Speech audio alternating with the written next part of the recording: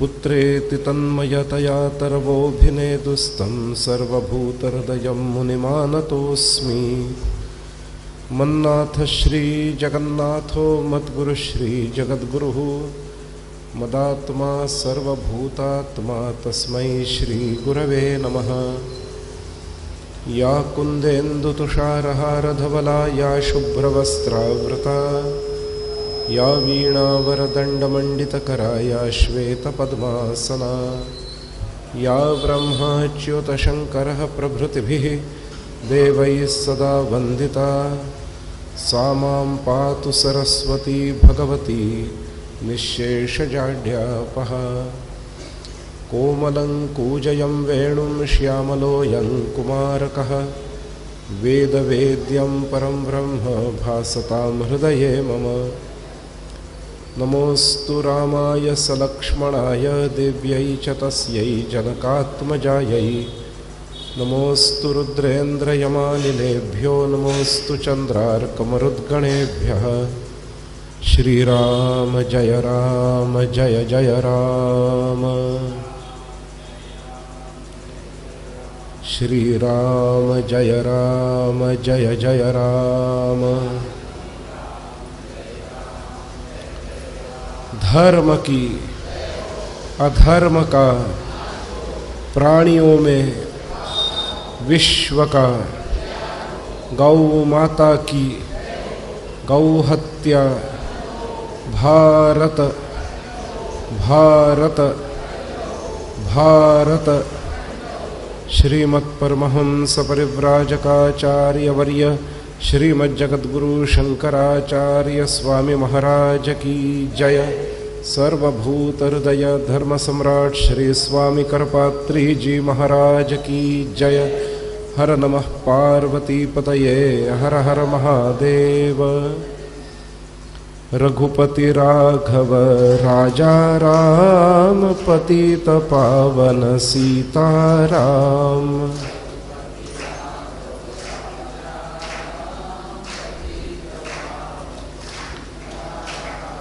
रघुपति राघव राजा राम पतित पावन सीताराम।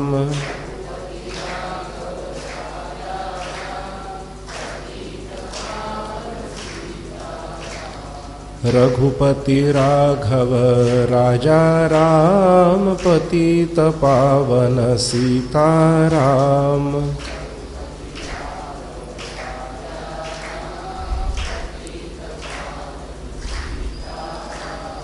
रघुपति राघव राजा राम पतित पावन सीताराम।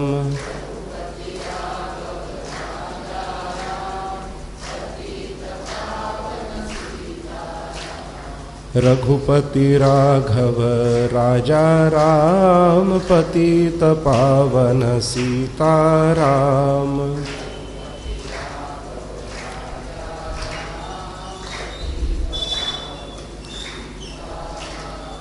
पतित पावन सीताराम। पतित पावन सीताराम।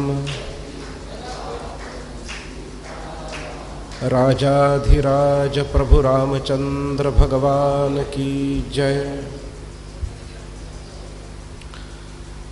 समुपस्थित सज्जन हो,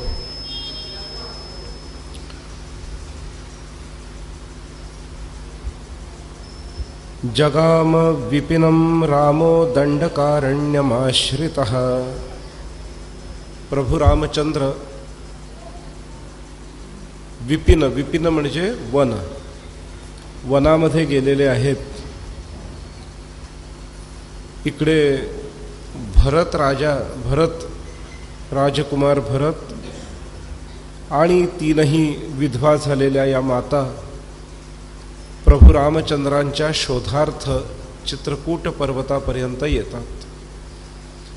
त्यांच्याबरोबर सगळा राजशाही लावाजमा आहे. दुरूनच काहीतरी चित्रकूट पर्वताच्या तळाशी हालचाल होतीये हे पाहून लक्ष्मण उंच झाडावर चढून पाहतो की कोण बरं येतंय.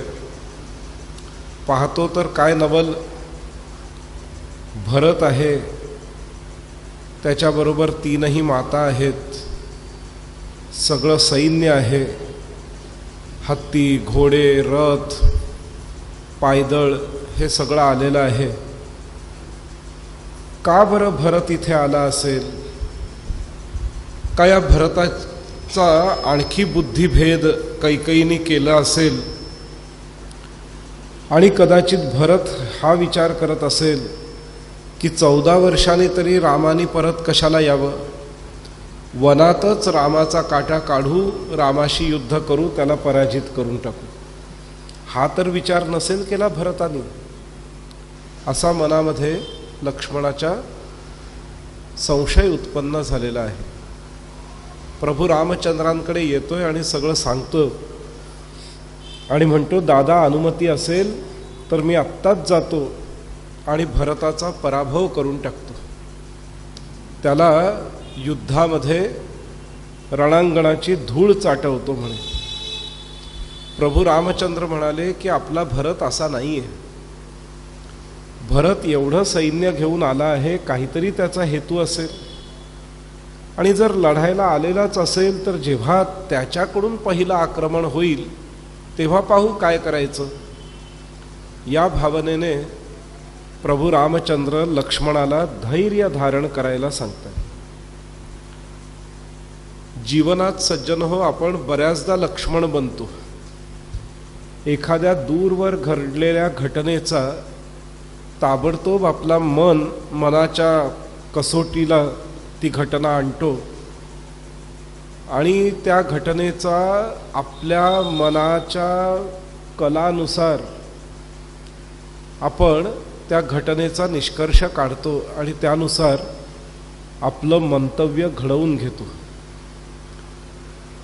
आणि प्रत्यक्षात घटना काहीतरी वेगळीच घडत असते, पण आपला गैरसमज होतो आणि त्या गैरसमजावरून आपण ताबडतोब कृती देखील करतो आणि मग ती कृती कुठे ना कुठेतरी फसते आणि त्या एका गैरसमजातून आणखीन दुसरा गैरसमज, त्याच्यातून आणखी तिसरा गैरसमज, असे गैरसमज वाढत जातात आणि मग होत्याचं नव्हतं, संबंध खराब होणं, हे ते सगळे प्रकार त्यानंतर घडू लागतात. तर अशा स्थितीमध्ये माणसाने काय केलं पाहिजे? तर आपल्या भोवती 3 प्रकारची लोक असतात ज्यांचं आपल्याला व्यवस्थित ज्ञान असतं. एक तर ज्यांनी आपल्याशी शत्रुत्व स्वीकारलेलं आहे, ही एक प्रतीची लोक असतात. दुसऱ्या प्रतीची लोक आहेत की जी आपल्याला माहीतच नसतात किंवा जे आपल्याविषयी तटस्थ असतात. आणि तिसऱ्या प्रतीची लोक ती आहेत की ज्यांचा आणि आपला खूप चांगला संबंध असतो. त्या संबंधामध्ये कधीही वितुष्ट आलेलं नसतं. अशा 3 प्रकारचे संबंध आपल्या जीवनामध्ये येतात आणि ह्या 3ही प्रकारचे संबंध आलेली मंडळी महाभारतात, रामायणात प्रचूर प्रमाणात आहेत. उदाहरणार्थ द्यायचं झालं तर रामायणामध्ये कैकेयी लहानपणापासून रामाचा सांभाळ खूप प्रेमाने करतीये, कुठेही आपपर भाव नाही आहे. म्हणून कैकेयी अचानक फिरली आणि रामाला वनवासात पाठवलं, म्हणून प्रभू रामचंद्रांनी तिची भर्त्सना केली नाही. कारण आत्तापर्यंत नीट वागणारी अचानक फिरली, याचाच अर्थ कोणीतरी दुसरं माध्यम आहे की ज्यांच्यामुळे ही फिरलेली आहे. तसंच भरत हा रामाचा अगदी सख्खा भाऊ असल्यासारखा, त्यांच्या मनामध्ये कुठेही एकमेकांविषयी सावत्रपणा नव्हता. पण इथे तो सैन्य घेऊन येतोय हे पाहून लक्ष्मणाच्या डोक्यामध्ये वेगवेगळे विचार आले की हा हमला करण्यासाठी येतोय की काय, हा आपलं चित्रकूटावरचं अस्तित्व देखील ह्याला असह्य होतंय की काय, असे वेगवेगळे विचार मनात आलेले. पण वास्तविक पाहता भरत कशासाठी येत होता, तर रामाला पुन्हा अयोध्येला घेऊन जाण्यासाठी येत होता. तर अशा पद्धतीची एका प्रकारची माणसं असतात, त्यांच्याविषयी कसं वागलं पाहिजे हे आपल्याला प्रभू रामचंद्रांनी या 2 घटनांवरून दाखवून दिलं. 2 घटना. कैकेयी विपरीत बोलली, पण कैकेयी विरुद्ध काही प्रतिक्रिया प्रभू रामचंद्रांनी दिली नाही, तटस्थ राहिले की वडिलांची आज्ञा आहे ना, आईला बोलून काही उपयोग नाही. तिचे कान कोणी भरले, काय भरले, कधी ना कधीतरी ते वर येईल, पण आत्ता आईला काही बोलायचं नाही. हे जे धैर्य प्रभू रामचंद्रांनी धरलेलं आहे, हे धैर्य ज्या दिवशी आपल्या हृदयात स्थापित होईल त्या दिवशी आपली उंची, मानवी उंची खूप उंच होते, खूप वाढते. भरत आलेला आहे त्यावेळेला लक्ष्मण ताबडतोब त्याच्याशी युद्ध करायला जायला प्रवृत्त होता, पण प्रभू रामचंद्रांनी थांबवलं, नको जाऊ शकता. तो तसा नाही, आपला भाऊ आहे, तो आजपर्यंत कधी असा वागलेला नाही. त्यामुळे तो डोंगराच्या खाली आहे, बघू काय करतो. वर जर आलाच तो युद्ध करण्यासाठी तर आपण आहोतच तयार, पण आत्ता आपल्याकडून युद्ध होता कामा नये, ही गोष्ट प्रभू रामचंद्रांनी पाळलेली आहे. दुसऱ्या प्रकारच्या व्यक्ती आपल्याला भेटतात, त्या म्हणजे ज्यांचा आपला काही संबंध नसतो पूर्वीचा, तटस्थ अशा व्यक्ती आपल्याला भेटतात. उदाहरणार्थ प्रभू रामचंद्र आणि सुग्रीव, प्रभू रामचंद्र आणि विभीषण यांची आधी कुठे ओळख पाळख होती, काही ओळख पाळख नव्हती. अशा व्यक्तींशी कसं वागावं, अशा व्यक्तींच्या वागण्याचा कसा अर्थ लावावा, अशा व्यक्तींना कशी प्रतिक्रिया द्यावी, हे प्रभू रामचंद्रांनी आपल्याला रामायणात सांगितलं. महाभारतामध्ये देखील तसंच आहे. भगवान श्रीकृष्ण त्याच्या मामाशी कसा वागतोय. मामा वारंवार एकामागून एक राक्षस पाठवतोय. भगवान श्रीकृष्ण त्याच वेळेला जाऊन मामाला मारून येऊ शकला असता, पण तसं नाही केलंय. त्या राक्षसांना मारण्याचं काम केलंय.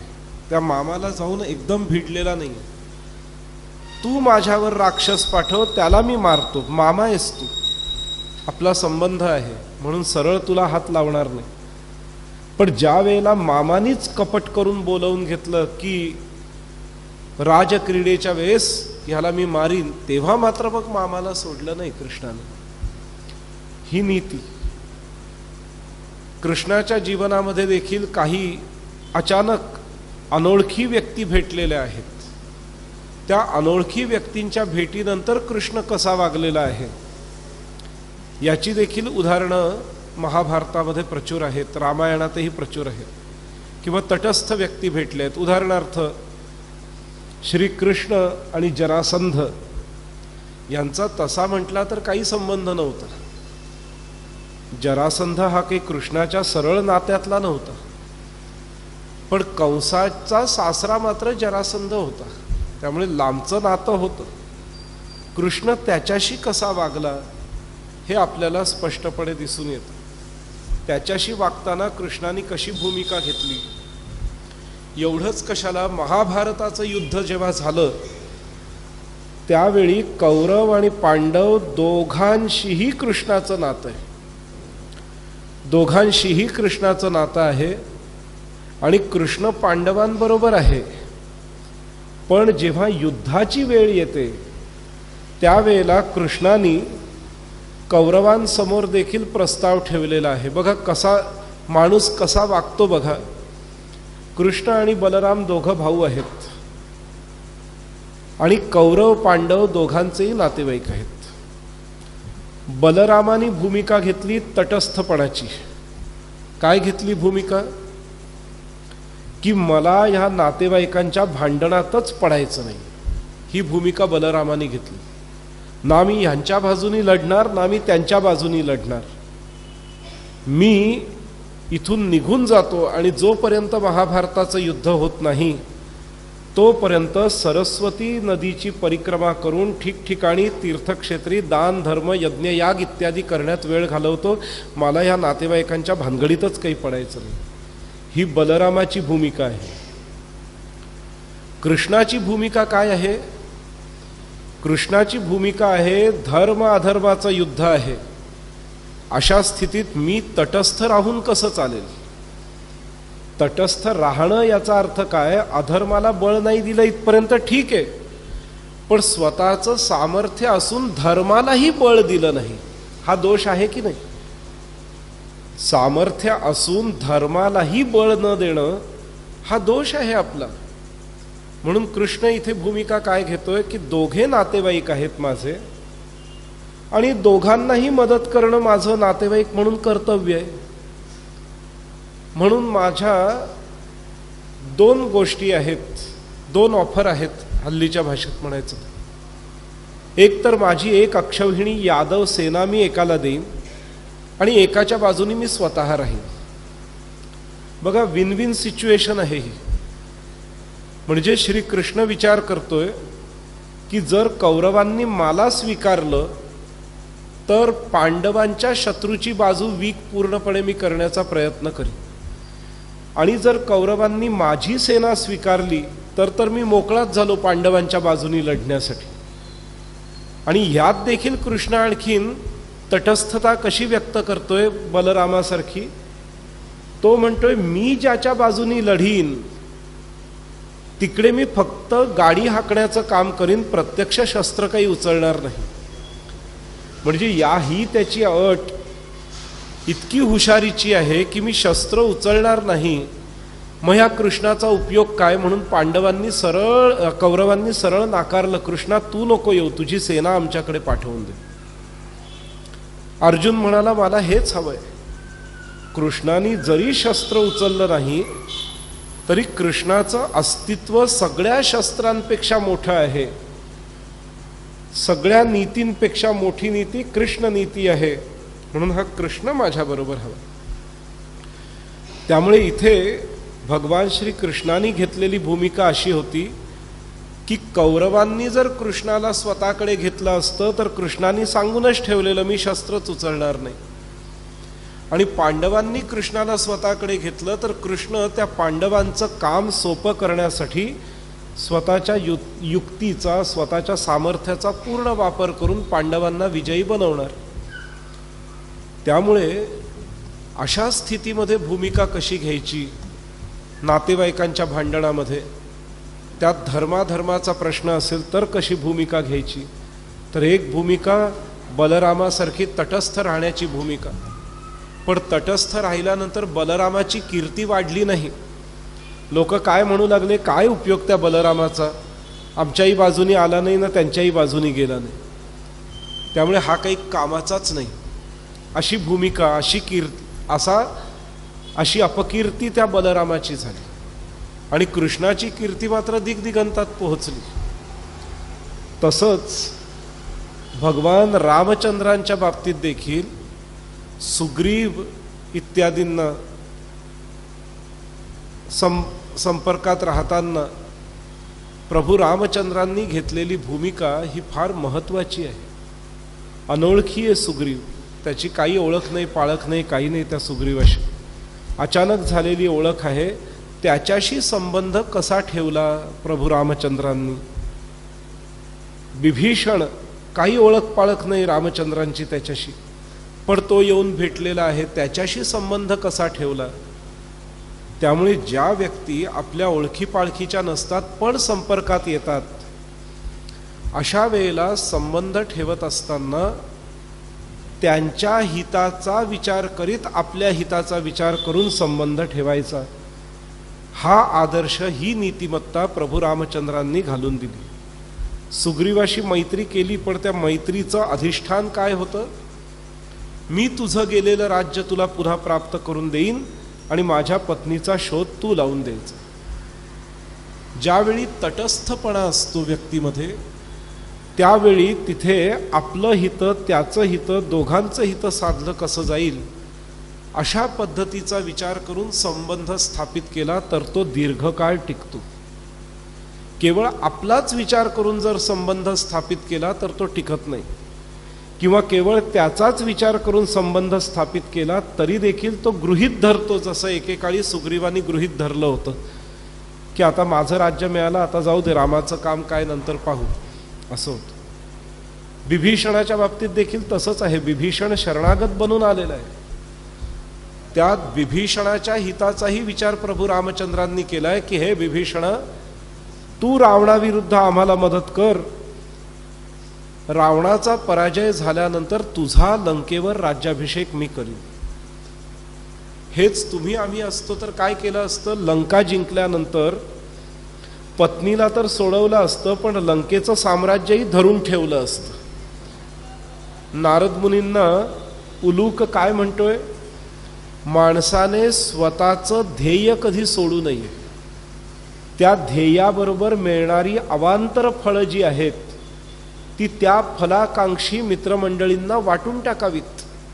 प्रभू रामचंद्रांचं लंकेवर स्वारी करण्याचं ध्येय काय होतं, सीतेची प्राप्ती, लंका विजय हा नव्हतं, हे ध्येय नव्हतं. प्रभू रामचंद्रांचं ध्येय होतं सीतेला मुक्त करणं, हे ध्येय होतं. त्यामध्ये अवांतर लाभ झाला लंका विजयाचा, तो अवांतर लाभ होता. अवांतर लाभामध्ये मोहून जायचं नसतं. अवांतर लाभावर कोणाचा हक्क होता, रामाचाच हक्क होता.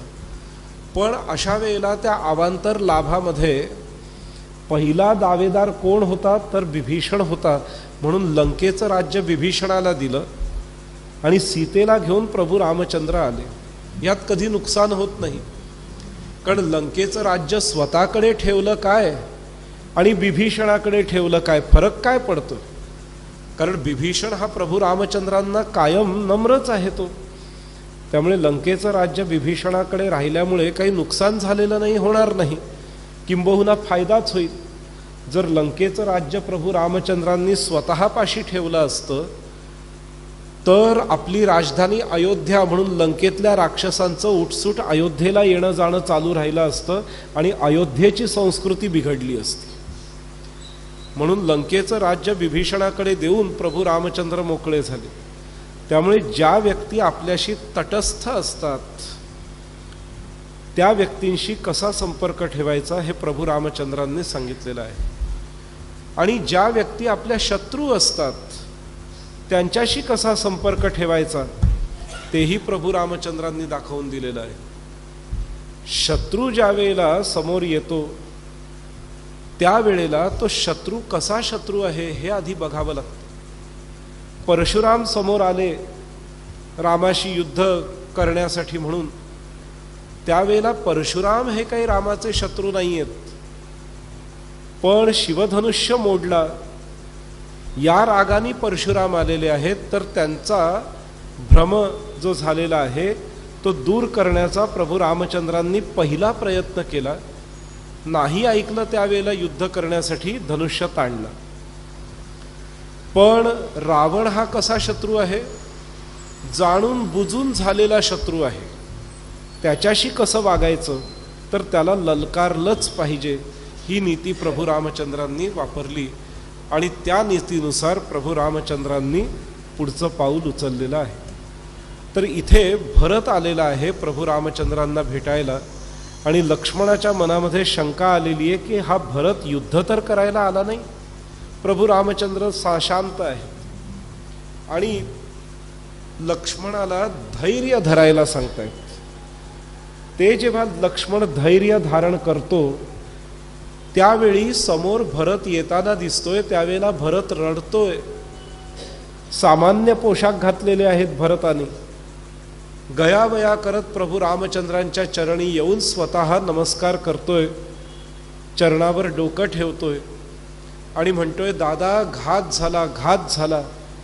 प्रभू रामचंद्र भरताला धरून उठवतायत आणि मिठी मारतायत. काय झालं भरता? अरे आपले पिता उरले नाहीत. अरे असं कसं झालं? भरत ओक्साबोक्षी रडत सगळा वृत्तांत सांगतोय. प्रभू रामचंद्र तटस्थ राहत आहेत आणि लगेच चित्रकूट पर्वतावरून वाहणाऱ्या त्या मंदाकिनी नदीमध्ये जाऊन पितरांच्या नावाने तर्पण करतायत आणि तर्पण करून येऊन सगळ्या मातांना भेटतायत. विधवा झालेल्या मातांचं ते रूप पाहून प्रभू रामचंद्रांना फार दुःख होतंय आणि सगळ्या मातांचं सांत्वन प्रभू रामचंद्र करतायत. सगळ्या माता म्हणतायत की रामा, चल अयोध्येत, त्या राज्य सिंहासनाचा अधिकारी तूच आहेस. स्वतः कैकई गयावया करून सांगू लागते की रामा, मोठी चूक झाली माझ्या हातून, असं व्हायला नको होतं, परत चल म्हणे अयोध्येत आणि राज्य सिंहासनाचा स्वीकार कर. प्रभू रामचंद्र म्हणतात की मी एक बाणी एक पत्नी एक वचनी आहे. वडिलांना वचन दिलेलं आहे 14 वर्षांच्या वनवासाचं, त्यामुळे वनवास भोगून मगच मी येईन राज्यामध्ये. तर कैकई म्हणतीये मी वचन मागितलेलं होतं, मीच मागे घेतीये वचन, आता तरी चल. म्हणे हे माते, तू जरी वचन मागे घेणारी असलीस तरी मी काही तुझ्या आज्ञेने आलेलो नाहीये वनवासामध्ये, मी वडिलांच्या आज्ञेने वनवासात आलेलो आहे आणि आता मला वडील दुसरी आज्ञा द्यायला हयात नाहीयेत की चल परत अयोध्येत. त्यामुळे जर मी वचन पाळलं नाही तर वडिलांना आयुष्यात दिलेलं शेवटचं वचन देखील मी पूर्ण केलं नाही, याचा दोष मला लागेल. म्हणून प्रभू रामचंद्र अयोध्येत जाणं टाळतायत. शेवटी भरत प्रभू रामचंद्रांच्या पादुका घेऊन अयोध्येमध्ये निघून जातोय आणि जसं प्रभू रामचंद्रांनी सांगितलं त्या पद्धतीने भरत अयोध्या नगरीचं राज्य करतोय. पण राज्य करण्यापुरता महालात जातो आणि राज्यकारभार झाला की रोज अयोध्येच्या बाहेर एका कुटीरा, नंदीग्राम नावाच्या स्थानी येऊन एका कुटीरामध्ये राहून स्वतः जीवन व्यतीत करतोय.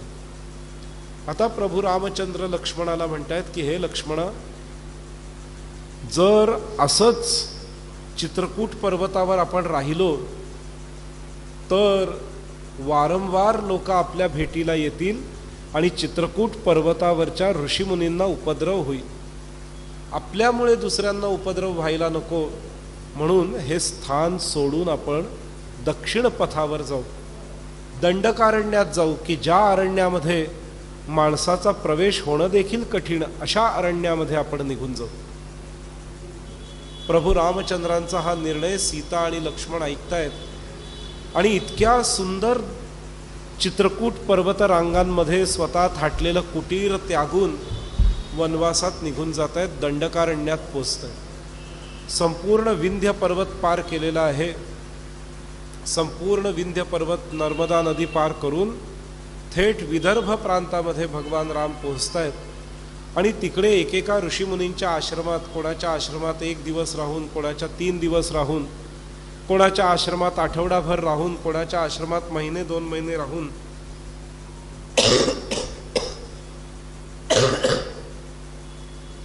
तर कोणत्या ऋषीमुनींच्या आश्रमात चातुर्मासभर राहून असा प्रवास करत करत प्रभू रामचंद्र दंडकारण्यामध्ये विहार करतायत.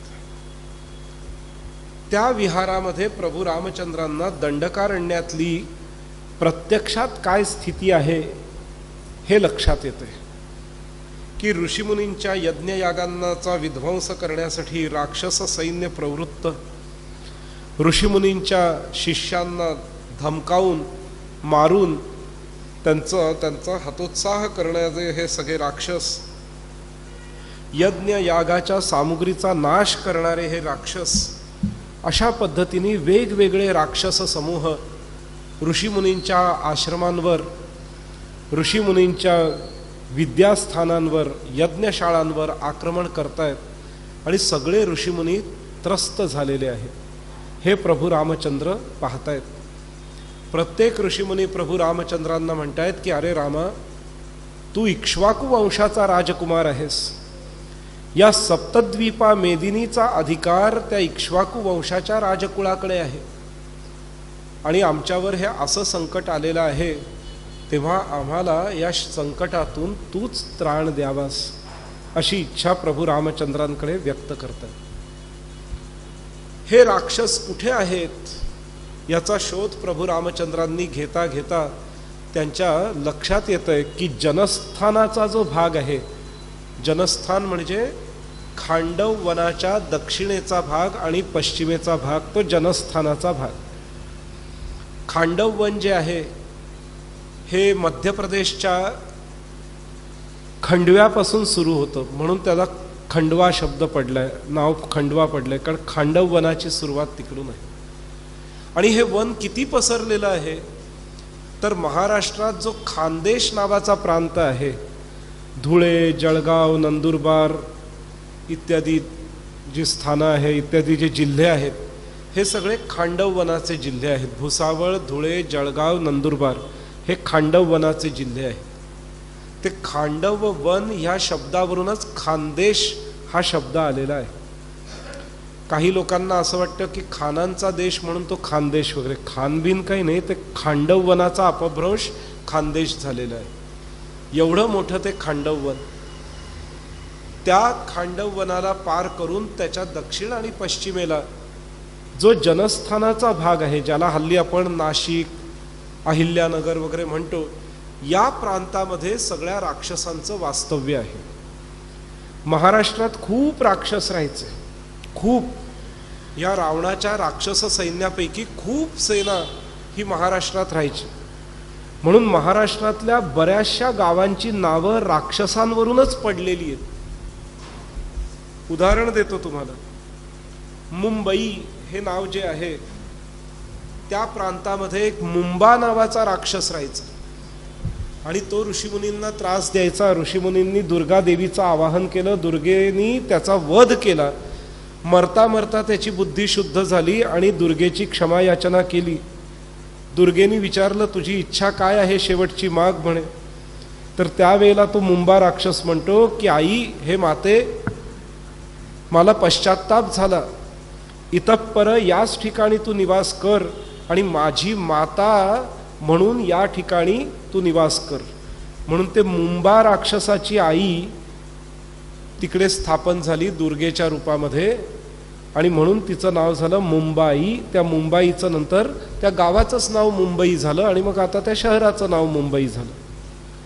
तुम्ही जर नाशिकला गेलात तर तिकडे अहिरावणी, महिरावणी अशी 2 गावं आहेत, राक्षसांच्या नावावरून गाव आहेत. एवढंच कशाला, जालना जिल्ह्यात जर गेलात तर तिकडे राक्षस भुवन नावाचा एक तालुकाच आहे अख्खा. राक्षस भुवन म्हणजे जिथे राक्षस राहतात, राक्षस भुवन तालुक्याचं नाव आहे. अहल्यानगर जिल्ह्यात जर गेलात तर तिकडे राहुरी, राहू हा दैत्यांपैकीच होता, त्या राहूवरून नाव राहुरी आलेलं आहे. आपण कोल्हापूरला जातो, कोलासूर नावाचा राक्षस होता, त्याचा वध केला, त्याच्या नावाचं ते गाव आहे कोलासूर. कोलासुरावरून कोल्हापूर झालंय. एवढंच नाही तर रत्नासूर होता, त्यावरून रत्नागिरी नाव झालेलं आहे. आणखीन दक्षिणेकडे चला, गोवा नावाचं राज्य आहे, त्याचं जुनं नाव गोमांतक. गोमा नावाचा राक्षस तिथे राहायचा, त्याचं राज्य तिकडे होतं आणि त्याचा अंत श्रीकृष्णाने केला ज्या ठिकाणी, त्या ठिकाणचं नाव गोमांतक झालं. म्हणजे तिकडे पण गोमा राक्षसाचा उल्लेख आलेला आहे. महाराष्ट्रामध्ये अशी कमीत कमी 100-150 गावं असतील की ज्या गावांची नावं ही राक्षसावरून पडलेली आहेत. यावरून आपल्याला अंदाज येतो की 17 लाख वर्षापूर्वी इकडे राक्षस होते आणि त्यांचे एक एक ठिकाणं जी होती ती ठरलेली होती आणि तिकडे त्यांचं आधिपत्य होतं. किती राक्षस होते? 17,000 राक्षस होते. आणि हे राक्षस म्हणजे काय प्रकार असतो? हे पहिली गोष्ट तर निशाचर असतात. हे दिवसाढवळ्या जास्त कुठे फिरत नाहीत. संध्याकाळच्या अंधारामध्येच ते सगळं स्वतःचं कारस्थान करतात. या राक्षसांमध्ये कुटुंब व्यवस्था नावाची काही गोष्टच नसते. हे राक्षस जे असतात यांना कुटुंब वगैरे हा काही प्रकार नसतो. मनात आलं हिच्याशी लग्न करावं तर तिला उचलून आणायचं, तिच्याशी लग्न करायचं, जोपर्यंत ती सुखाने नांदेल तोपर्यंत नांदवायचं. कधी तिला दुसरा कोणी आवडला, ती पळून गेली तर जाऊन द्यायचं. राग आला तर तिच्या झालेल्या दुसऱ्या नवऱ्याशी पुन्हा भांडायचं, पुन्हा मारामारी करायची. हे राक्षसांचं वागणं. तसंच राक्षसिणींचं वागणंही तसंच. मुलाबाळांना यथातथा वाढवायचं, आपल्या ताब्यात कसा मुलगा होईल राहील हे पाहायचं. कोणी मनुष्य आवडला त्याच्याशी लग्न केलं, दुसरा आवडला त्याच्याशी लग्न केलं, तिसरा आवडला त्याच्याशी लग्न केलं. म्हणजे थोडक्यात राक्षस म्हणजे काय प्रकार आहे. माझ्या आकलनानुसार पाश्चिमात्यांची जी संस्कृती आहे ना, साधारण त्या पद्धतीची संस्कृती राक्षसांची होती. पाश्चिमात्यांची संस्कृती जी आहे, पाश्चिमात्य म्हणजे युरोपीय पाश्चिमात्य मी म्हणत नाही आहे, अमेरिकन पाश्चिमात्य किंवा हे एपिस्टीन फाईल्स वगैरे वाल्यांची जी संस्कृती होती त्या पद्धतीची संस्कृती राक्षसांची आहे. आपण ऐकतो ना, राक्षस लहान मुलांना खाऊन टाकायचे, स्त्रीला खाऊन टाकायचे वगैरे, असे तसे जे एप्स्टीन फाईल्स जे तुम्ही ऐकलं असेल सध्या, ही सगळी राक्षसी संस्कृती. तर अशा पद्धतीची सभ्यता ह्या एकेकाळी ऋषीमुनींनी मंडित असलेल्या दंडकारण्यामध्ये ही अशी दुराचारी लोकांची संस्कृती पसरलेली होती. आणि या संस्कृतीचा त्रास त्या ऋषीमुनींना खूप व्हायचा. ह्याचा अंत करण्यासाठी म्हणून ऋषीमुनी प्रभू रामचंद्रांना सांगतात. पुन्हा हे राक्षसी संस्कृती जी आहे ही जनस्थानात आहे, पण जनस्थान पार करून तुम्ही पंपा सरोवराच्या दिशेने गेल्यानंतर मात्र तिकडे पुन्हा वनात राहणारे काही मंडळी आहेत, ज्यामध्ये शबरी वगैरे अशी पण मंडळी आहेत. त्याच्याहून खाली गेल्यानंतर किष्किंधा, गंधमादन पर्वत वगैरे या प्रांतामध्ये वानरांची प्रजा आहे. म्हणजे राक्षसांची संस्कृती जी आहे ती लंकेत आहे, आणि लंकेनंतर ती संस्कृती दंडकारण्यामध्ये आहे. दंडकारण्यामध्ये देखील जनस्थानात विशेष आहे, हे आपल्याला दिसून येतं.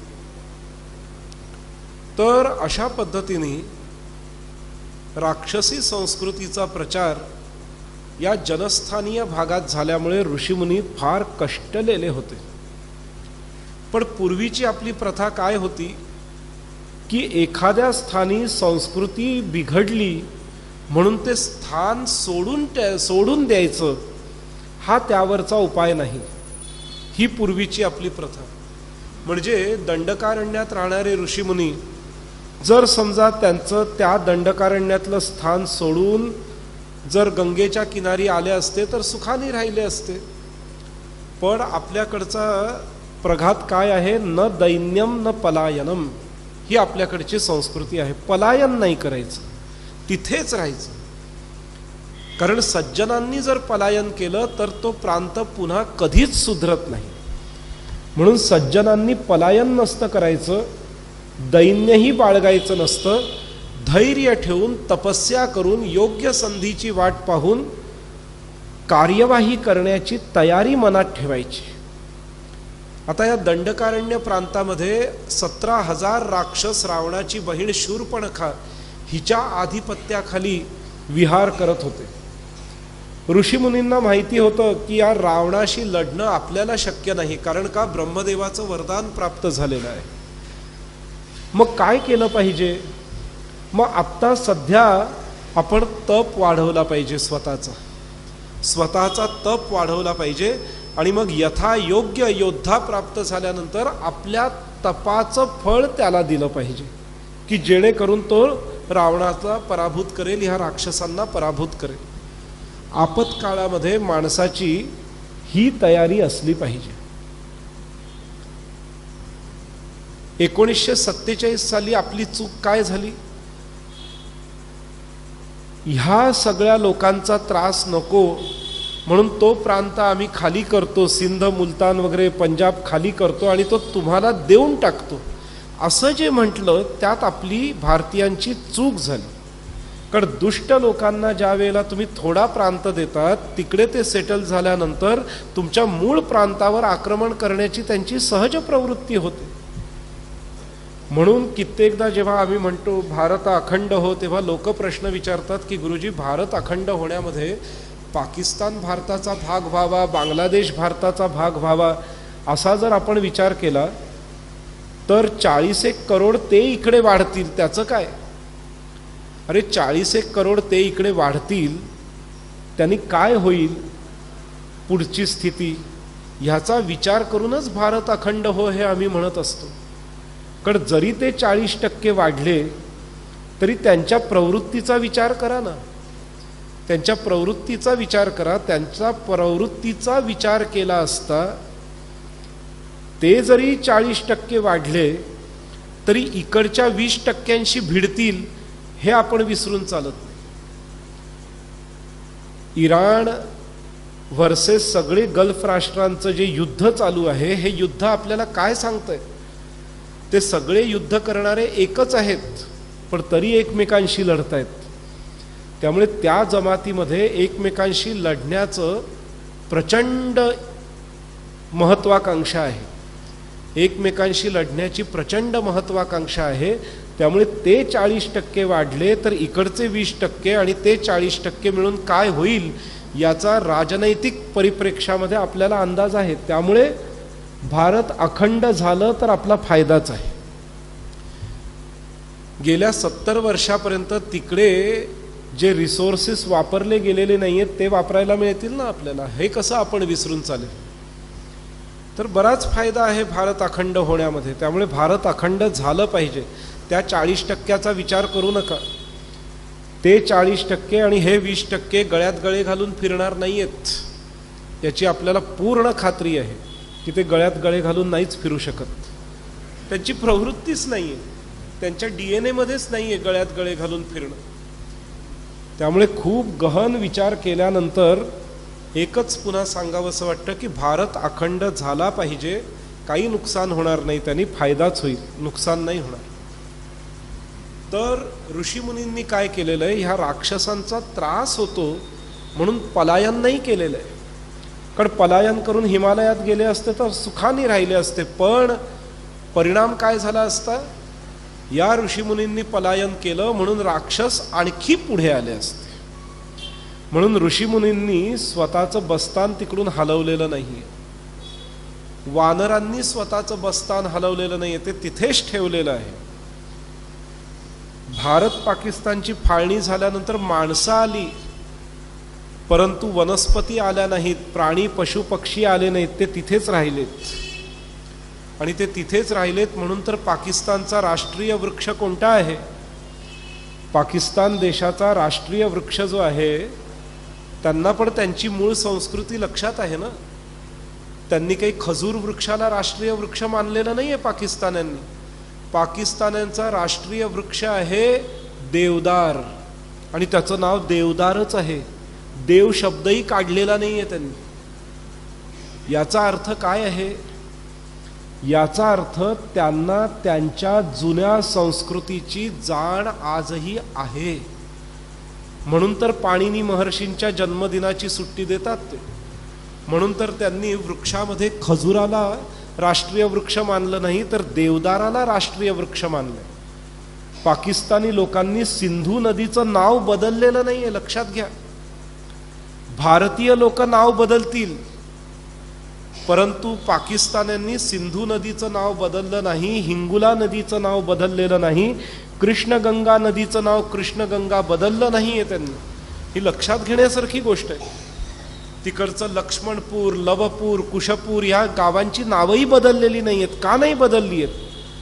कारण कुठेतरी त्यांच्या हृदयामध्ये त्यांच्या मूळ गावांविषयी आदर आहे, त्या नावांविषयी आदर आहे, म्हणून त्या गावांची नावं त्यांनी बदलली नाही. लाहोर लवपूर आहे, लाहोरचं नाव बदलू शकले असते, इस्लामाबाद, जलालाबाद असं काहीतरी करू शकले असते, नाही बदललं त्यांनी नाव. याचा अर्थ काय?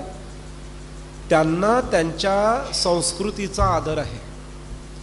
हिंदुकुश पर्वताचं नाव बदलून काहीतरी सुलेमान पर्वत वगैरे नाव देऊ शकले असते, नाही दिलंय त्यांनी. त्यांनी हिंदुकुशच नाव ठेवलेलं आहे त्या पर्वताचं. त्या पर्वताच्या नावात जराही बदल केलेला नाही. तक्षशिला नाव बदललेलं नाही, ते तसंच ठेवलेलं आहे. मुलतान, मुलस्थान हे नाव बदललेलं नाहीये. या गोष्टी आपण नजरेआड करून चालत नाही. कारण प्रत्येक मनुष्याच्या हृदयामध्ये स्वतःच्या मूळ संस्कृतीविषयीचं अपार प्रेम लपलेलं असतं. ते फक्त वरची थोडीशी धूळ बाजूला करावी लागते, ते प्रेम पुन्हा जागृत होतं. ते प्रेम पुन्हा जागृत होतं. इराण देशाला पर्शिया म्हणायचे. 1930 मध्ये इराणच्या लोकांनी सांगितलं की पर्शिया नाव नाही ठेवायचं, आम्ही आर्य आहोत. आर्यांचा देश म्हणजे त्याला तिकडच्या भाषेमध्ये इराण म्हणतात. त्यामुळे त्यांनी स्वतःच्या देशाचं नाव आर्यांचा देश म्हणून इराण केलेलं आहे. इराण हा या शब्दाचा त्यांच्या भाषेत अर्थ आर्यांचा देश.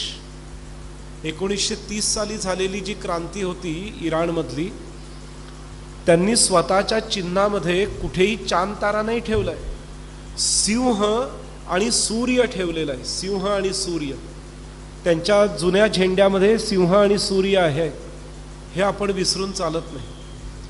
त्यामुळे ह्या काही ज्या सांस्कृतिक गोष्टी प्रत्येक ठिकाणी पाळल्या जातात, त्या सांस्कृतिक गोष्टींना विसरून चालत नाही. युद्धाच्या स्थितीमध्ये देखील इराणी लोकांनी नवरोज साजरा केला. हा नवरोज जो आहे तो 22 मार्चला काल साजरा होतो.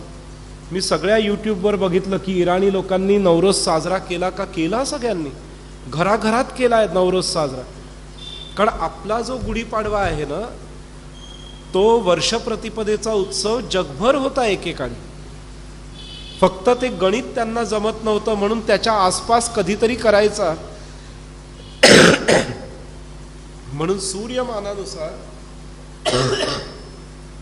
सायन सूर्य ज्या वेळेला मेष राशीत प्रवेश करतो, त्यावेळेला इराणची लोक, अझरबायजानची लोक, उझबेकिस्तानची लोक, कुर्द लोक, तुर्कमेनिस्तानची लोक आणि तुर्कस्तानची लोक, ही सगळी लोक नवरोज साजरा करतात. ते त्यांचं पारंपरिक नववर्ष आहे आणि ते त्यांनी केलं, नवरोज साजरा केला. यातला नवा हा शब्द पण संस्कृत आहे. तर नवरोज त्यांनी साजरा केला म्हणजे त्यांची संस्कृती बदललेली नाहीये, मजहब बदललाय, पण संस्कृती तीच राहिलेली. तर सांगण्याचा हेतू काय आहे की विपरीत परिस्थितीमध्ये पलायन करणं हा काही उपाय नाही, हे आपल्या ऋषीमुनींनी दाखवून दिलं. आणि म्हणून दंडकारण्यासारख्या भयंकर स्थितीमध्ये देखील ऋषीमुनी तिथेच राहिलेले आहेत. आणि राम आल्यानंतर त्यांनी ओळखलंय की रामच हे सगळं व्यवस्थित करू शकेल. म्हणून प्रत्येक ऋषीमुनींनी त्यांच्या त्यांच्याकडे असलेल्या ज्या सिद्धी होत्या त्या रामाला, लक्ष्मणाला, सीतेला प्रदान करत गेल्या. जसं अत्री मुनींच्या पत्नीने अनसूयेने सीतेला असं वस्त्र प्रदान केलं की जे वस्त्र कधीही मलिन होणार नाही, ज्या वस्त्राला कधी धुण्याची गरज भासणार नाही, इतकं सुंदर वस्त्र प्रदान केलं. सीतेला अंगराग प्रदान केलेला आहे. सीतेला एक प्रकारची माळ प्रदान केलेली आहे की जी माळ घातल्यानंतर तिला सगळ्या सौभाग्य अलंकाराचं स्मरण होईल, अशा पद्धतीची माळ देखील प्रदान केली. कोणत्या ऋषींनी प्रभू रामचंद्रांना सिद्ध केलेला अक्षय भाता दिलाय, कोणत्या ऋषींनी रामाला स्वतः सिद्ध केलेली तलवार, खड्ग दिलेला आहे. अशा पद्धतीने एक एक सिद्ध वस्तू राम, लक्ष्मण आणि सीतेला ऋषीमुनी देत आहेत. आणि प्रभू रामचंद्रांनी आता ह्या राक्षसांशी युद्ध करण्यासाठी म्हणून काहीतरी निमित्त हवं, ते निमित्त शोधायचा घाट घातलाय प्रभू रामचंद्रांनी. युद्ध करताना काही निमित्ताशिवाय युद्ध जर केलं तर तो अन्याय होतो. म्हणून युद्धासाठी काहीतरी निमित्त हवं आणि ते निमित्त काहीतरी मिळावं, या हेतूनेच प्रभू रामचंद्र जनस्थानातल्या पंचवटीमध्ये प्रवेश करतात. 5 वटवृक्षांचा समूह गोदावरी नदीच्या किनारी, भयंकर जनस्थानातलं ते अरण्य, सूर्याचं एक किरण देखील पृथ्वीवर पडत नाही इतकी घनदाट वनराई. आणि या वनराईमध्ये मधून वाहणारी, खळखळ वाहणारी गोदावरी नदी, पण अतिशय साम सूम, एकदम शुकशुकाट असलेली शांतता, भयावह भयान शांतता. आणि रात्र झाली की त्या वनामध्ये वेगवेगळ्या राक्षसांचा संचार सुरू व्हायचा. अशा स्थितीमध्ये राम, लक्ष्मण आणि सीता निवास करत आहेत. लक्ष्मणाला कुटीर बांधायला सांगितलंय, रामानी आणि लक्ष्मणाने कुटीर बांधलेलं आहे. आणि एक दिवस असं होतं की लक्ष्मण कुटीराला पहारा देत असताना रात्रीच्या अंधारामध्ये रावणाची बहीण शूर्पणखा ही येऊन पाहतीये की हा तरुण राजकुमार कोण आला इथे बरं. त्याचं ते रूप यौवन पाहून ती भाळतीये आणि आधीपासून 4 पती असताना देखील ह्याची कामना ती करते आणि विचार करते की माझं मी अक्राळ विक्राळ रूप ह्याच्यासमोर आणलं तर हा घाबरेल आणि आपल्याशी लग्न करण्याचा विचारही करणार नाही. म्हणून ही शूर्पणखा मायावी आहे, ती रूप पालटतीये आणि एका सुंदरीचं रूप धारण करतीये आणि लक्ष्मणासमोर फार लावण्य पद्धतीने, लावण्याने चालत चालत मुरडत जात वगैरे लक्ष्मणासमोर उभी राहते. लक्ष्मण विचार करतोय की ह्या सामसूम अरण्यामध्ये जिथे मानवाचा संचारच शक्य नाही तिथे ही स्त्री कोण आली असेल बरं. ही सामान्य स्त्री असणं तर शक्य नाही. ही जर तपस्विनी असती तर अशी परपुरुषासमोर मुरडत आली नसती, त्यामुळे ही तपस्विनीही नाही. जर ही अप्सरा असती तर अप्सरा तर आकाशातून भ्रमण करत करत आली असती. अप्सरांचं रूप यौवन वेगळं असतं, तसंही हिच्यात नाही. निश्चितच ही कोणीतरी मायावी राक्षसी आहे हे लक्ष्मणाने ओळखलं आणि आता त्याच तयारीने लक्ष्मण तिच्याशी वार्ता करू लागलाय. ती लक्ष्मणाला विचारतीये की अरे राजकुमारासारख्या दिसणाऱ्या तपस्वी, तू कोण आहेस, कुठून आलेला आहेस. लक्ष्मण स्वतःची सगळी कहाणी सांगतो की असं असं झालं, हे झालं, ते झालं, मग आम्ही इथे आलो, सगळी कहाणी सांगतो. सगळी कहाणी सांगितल्यानंतर ती म्हणते, ओ हो हो हो, 10-12 वर्ष झाली तू तुझ्या पत्नीपासून दूर राहतोयस. तुला असं वाटत नाही की एवढ्या तारुण्याची 10-12 वर्ष फुकट गेली तुझी. माझ्याशी विवाह कर, मी तुला सुखात ठेवीन. हो का म्हणे. तुझं घर कुठे. तर म्हणे सह्याद्रीच्या पर्वताच्या टोकांवर, प्रत्येक पर्वतावर माझं घर आहे म्हणे. माझी इतकी घरं आहेत की ज्या घरी एक दिवस आपण राहू त्या घरात दुसऱ्यांदा राहायची वेळ येणार नाही. रोज वेगवेगळं घर, इतकी घरं आहेत म्हणे माझी. आणि ती घरं पण कशी आहेत, पर्वताच्या टोकावर आहेत. थोडक्यात हल्लीच्या भाषेत म्हणायचं तर हिल स्टेशनवर आहेत सगळी घरं. तर म्हणे सुखात ठेवीन तुला म्हणे, काही कमवण्याची गरज भासणार नाही, माझ्याकडे अमाप संपत्ती आहे. कुठे इकडे जंगलात राहतोस म्हणे, चल माझ्या बरोबर, तुझं रूप यौवन मला फार आवडलं. लक्ष्मण विचार करतोय की ही राक्षसी आहे, हिनी लोभ दाखवला तरी त्यांनी मोहात आपण पडण्यात अर्थ नाही. आपली नीतिमत्ताही तशी नाही, आपल्या कुळाचा आचारधर्मही तसा नाही. पण आता ही वेळ मारून कशी न्यायची.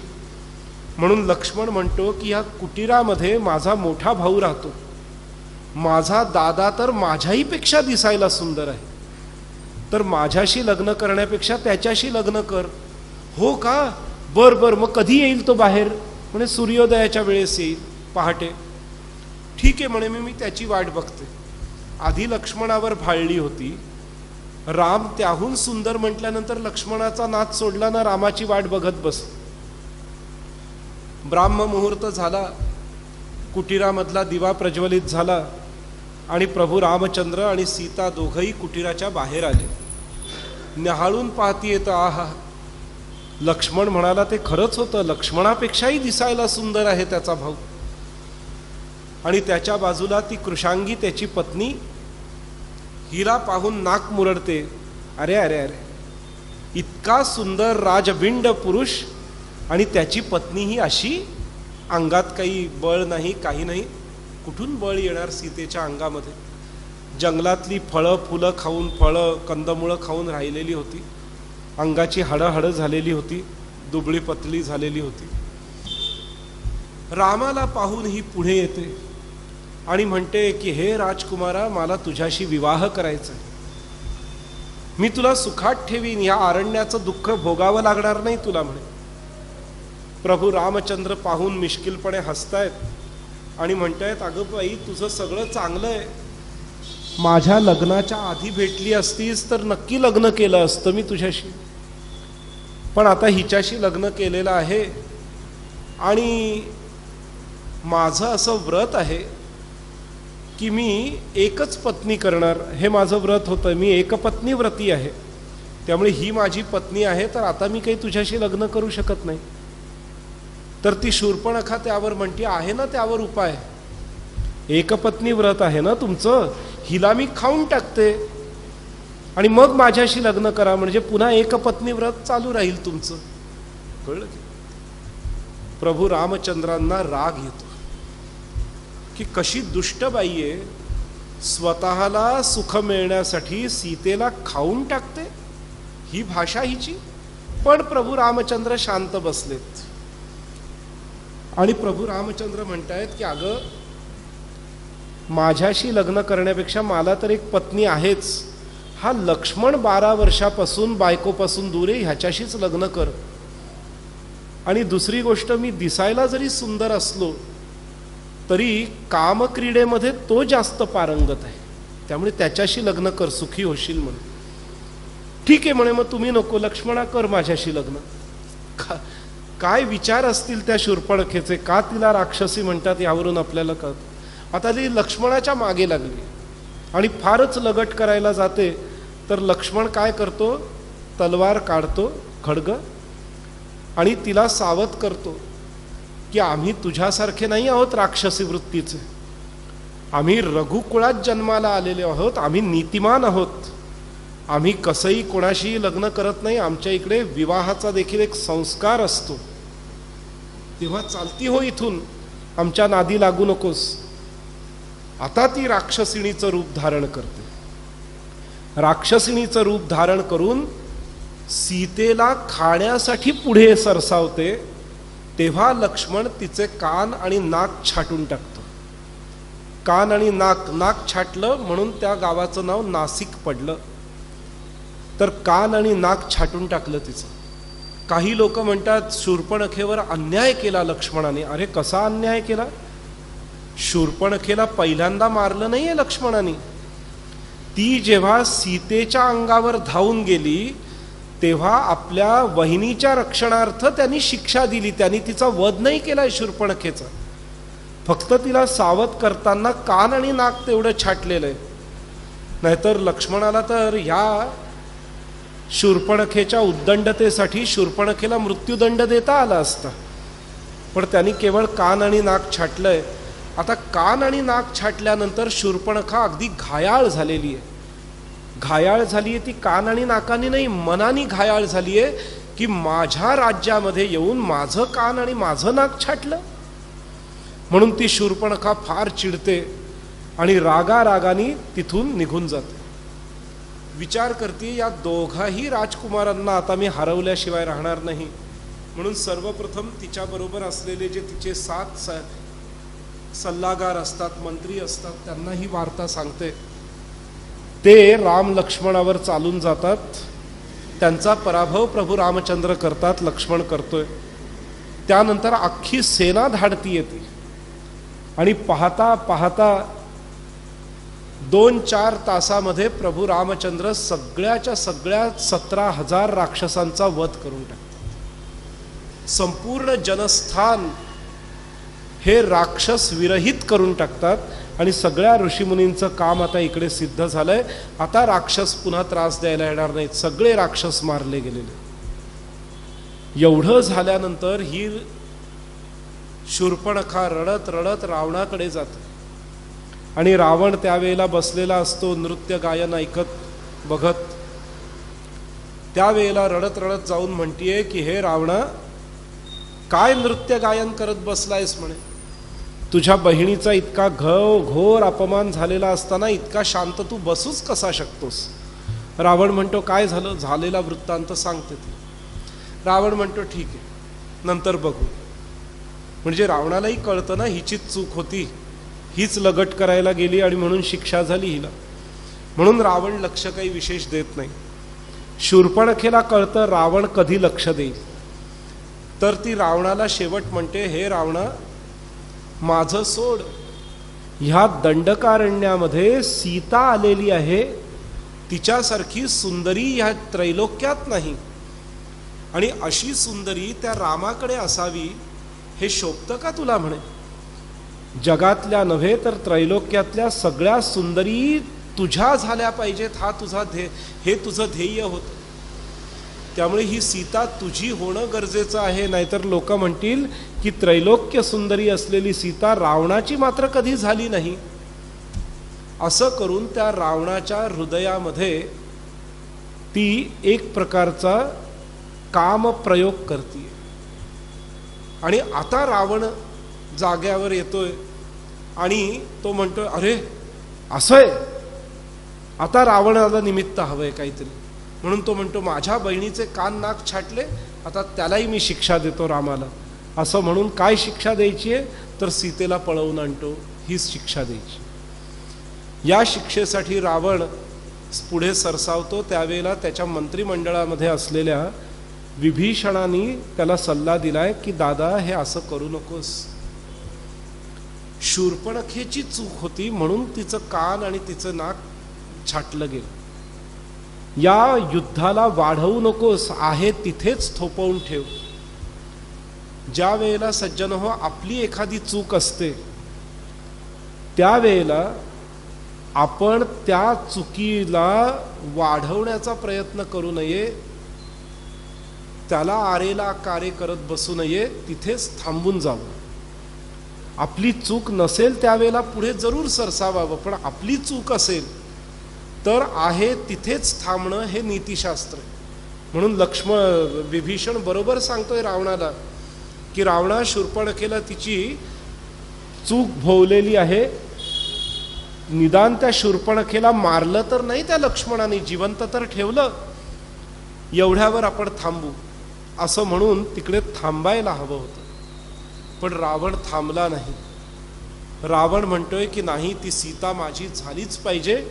यात माझे 2 लाभ होतील की रामाला देखील धडा शिकवता येईल, राम लक्ष्मणाला, आणि सीता माझी होईल. मग आता या सीतेला आणण्यासाठी काय करायचं, तर मारीचाला पाठवतो स्वर्णमृग बनून. पुढची कथा अद्भुत रामायण म्हणतं, तुम्हा सगळ्यांना माहितीच आहे काय झालं पुढे. तत्र गोदावरी तीरे पर्णशालां विधाय सह उवाच किंचित कालं वै मृगयामभिकारयन्. काय झालं, मृगया करत करत काही दिवस प्रभू रामचंद्र जिकडं पंचवटीत राहत होते, त्यावेळी काय झालंय, कदाचिद् रावणो मोहाल लंकायान्तान्यवासदत् ताम दृष्ट्वा ततो रामो लक्ष्मणश्च महाबलः आटतुश्चाटवी सर्वा सीता दर्शनलालसौ रामस्य रुदतस्तस्य बाष्पवारी समुद्भवाः. रावण आता त्या सीतेला पळवून नेण्यासाठी मारीच्या बरोबर आलेला आहे. सगळीकडे सीतेचा, राम लक्ष्मणाचा शोध घेणं चालू आहे. आणि तिकडे पाहतोय रावण, नदी वैतरणीच्या भूचक्षुषोरश्रुवोद्भवा वितरत्युश्रु वै यस्मादतो वैतरणी स्मृता पितॄणां तरणं यस्मान् मातॄणां स्नानतर्पणात् तेनापि कारणेनासौ नदी वैतरणी स्मृता. राम आणि लक्ष्मण कुठे राहतायत हे पाहिलंय. आता सीतेला शोधण्याचा प्रयत्न तिथे चालू आहे. आणि त्यावेळेला रावण पाहतोय की सीतेच्या नेत्रातून जे अश्रू निघतायत, ते अश्रू कुठे ना कुठेतरी स्वतःच्या वनवासाचा अंत कधी होईल हे पाहतायत. आणि त्याच वेळी रावण काय करतोय, मारीचाला स्वर्णमृग बनायला सांगतोय आणि असा मोह उत्पन्न करतोय की स्वर्णमृगाची शिकार करण्यासाठी राम आणि लक्ष्मण गेलेले आहेत. आणि तेवढ्यात रावण येऊन सीतेला घेऊन जातो, छद्मवेश धारण करून सीतेला घेऊन जातो. ज्या वेळेला सीतेला घेऊन रावण निघून गेलाय आणि रामाला लक्ष्मणाला कळतं की आपल्याशी छल झालेला आहे, रावणाने आपल्याशी छल केला, कोणत्या तरी राक्षसाने आपल्याशी छल केला आणि सीतेला नेलं, त्यावेळेला त्या जनस्थानातल्या प्रदेशामध्ये प्रभू रामचंद्र सीतेचा शोध घेत फिरतायत आणि सीतेचा शोध घेत फिरतायत. माझी सीता गेली कुठे, माझी सीता गेली कुठे. प्रभू रामचंद्रांच्या नेत्रातून अश्रूच्या धारा वाहू लागलेल्या आहेत. बाष्पवारी समुद्भवा, प्रभू रामचंद्रांच्या नेत्रातून वाहणाऱ्या अश्रूच्या धारांनी काय केलंय, एका नदीचं रूप धारण केलंय. नदी वैतरणीच्या भूत चक्षुषोरद्भुतोद्भवा. प्रभू रामचंद्रांच्या नेत्रातून निघणाऱ्या अश्रूंनी वैतरणी नदीचं रूप धारण केलेलं आहे. वितरत्युश्रुवै यस्मादतो वैतरणी स्मृता. त्या नदीला वैतरणी असं म्हणतात. ही वैतरणी आमच्या गावातून वाहते नदी, ही वैतरणी आमच्या गावातून वाहते. तर प्रभू रामचंद्रांना सीता हरणाचा शोक झाल्यानंतर जे अश्रू निघू लागलेले आहेत, त्या अश्रूंपासून एक नदी निघाली. त्या नदीचं नाव आहे वैतरणी. या नदीचं महात्म्य काय आहे? पितॄणां तरणं यस्मान् मातॄणां स्नान तर्पणात. या नदीमध्ये स्नान केलं असता, तर्पण केलं असता, पितरांच्या कुळांचा आणि मातेच्या कुळांचा उद्धार होतो. तेना पिकारणेना सौ नदी वैतरणी स्मृता. ती पितर आणि पितृकुळ आणि मातृकुळाला तारते म्हणून तिचं नाव वैतरणी असं पडलेलं आहे. नेत्रयोर्दूषिकायाश्च ताभिः शैलास्ततो भवन् सुग्रीवेण वानरेण सख्यं कर्तुमहामनाः. भगवंताच्या नेत्रातून वाहणाऱ्या पाण्याबरोबर जी धूळ निघाली, त्या धुळेने तिथे पर्वत बनले. आता सीतेचा शोध घेत घेत पुढे प्रभू रामचंद्र चाललेत आणि पुढे पंपा सरोवरी शबरीची भेट वगैरे झाली आहे. ती कथा वाल्मिकी रामायणात आहे म्हणून ती पुन्हा इकडे अद्भुत रामायणात वाल्मिकी सांगत नाहीये. सरळ म्हणतायत सुग्रीवेण वानरेण सख्यम कर्तुमहामनाः. पुढे जातायत प्रभू रामचंद्र आणि सुग्रीवाशी प्रभू रामचंद्र मैत्री करतायत. ऋष्यमूकम गाद्रासो लक्ष्मणेनानुजेन च पंचभिर्मंत्रिभिः सार्धं सुग्रीवो नाम वानरः. प्रभू रामचंद्र लक्ष्मणासहित ऋष्यमुख पर्वतावर जातात. तिथे 5 मंत्र्यांसहित सुग्रीव नावाचा वानर लपत छपत निवास करत असतो स्वतःच्या भावाच्या धाकाने.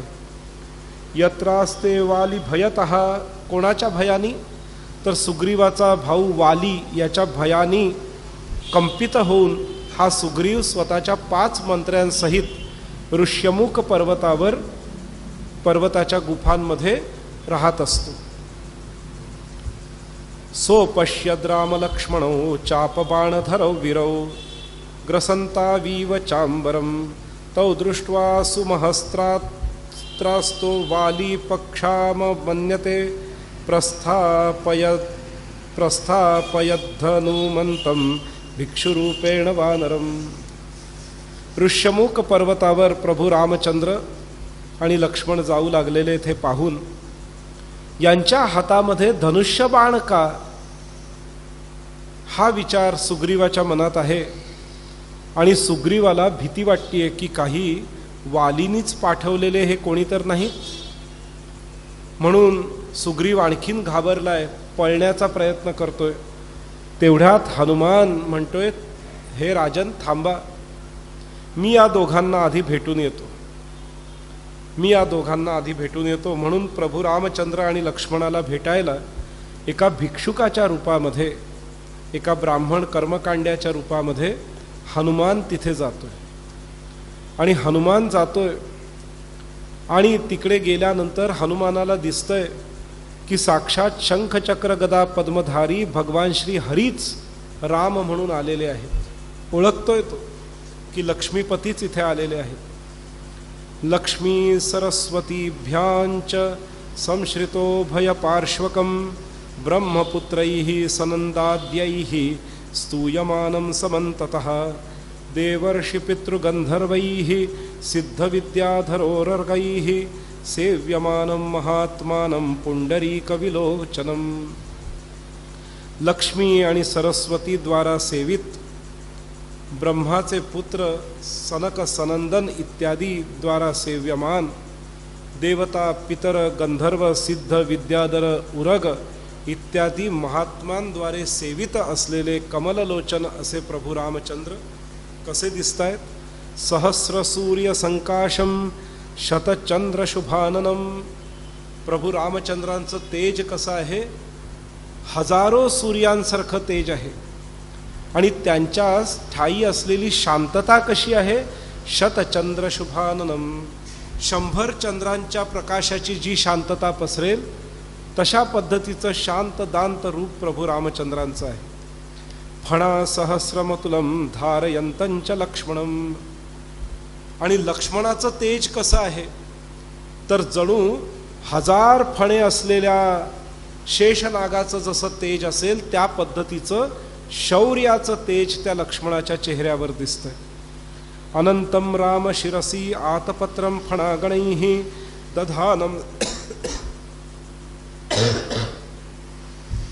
दधानं सर्वलोकेश नागसंघैश्च संस्तुतम। नागांचा समूह देखील ज्यांची स्तुती करत आहे अशा त्या रामचंद्रांचं दर्शन हनुमान घेत आहे।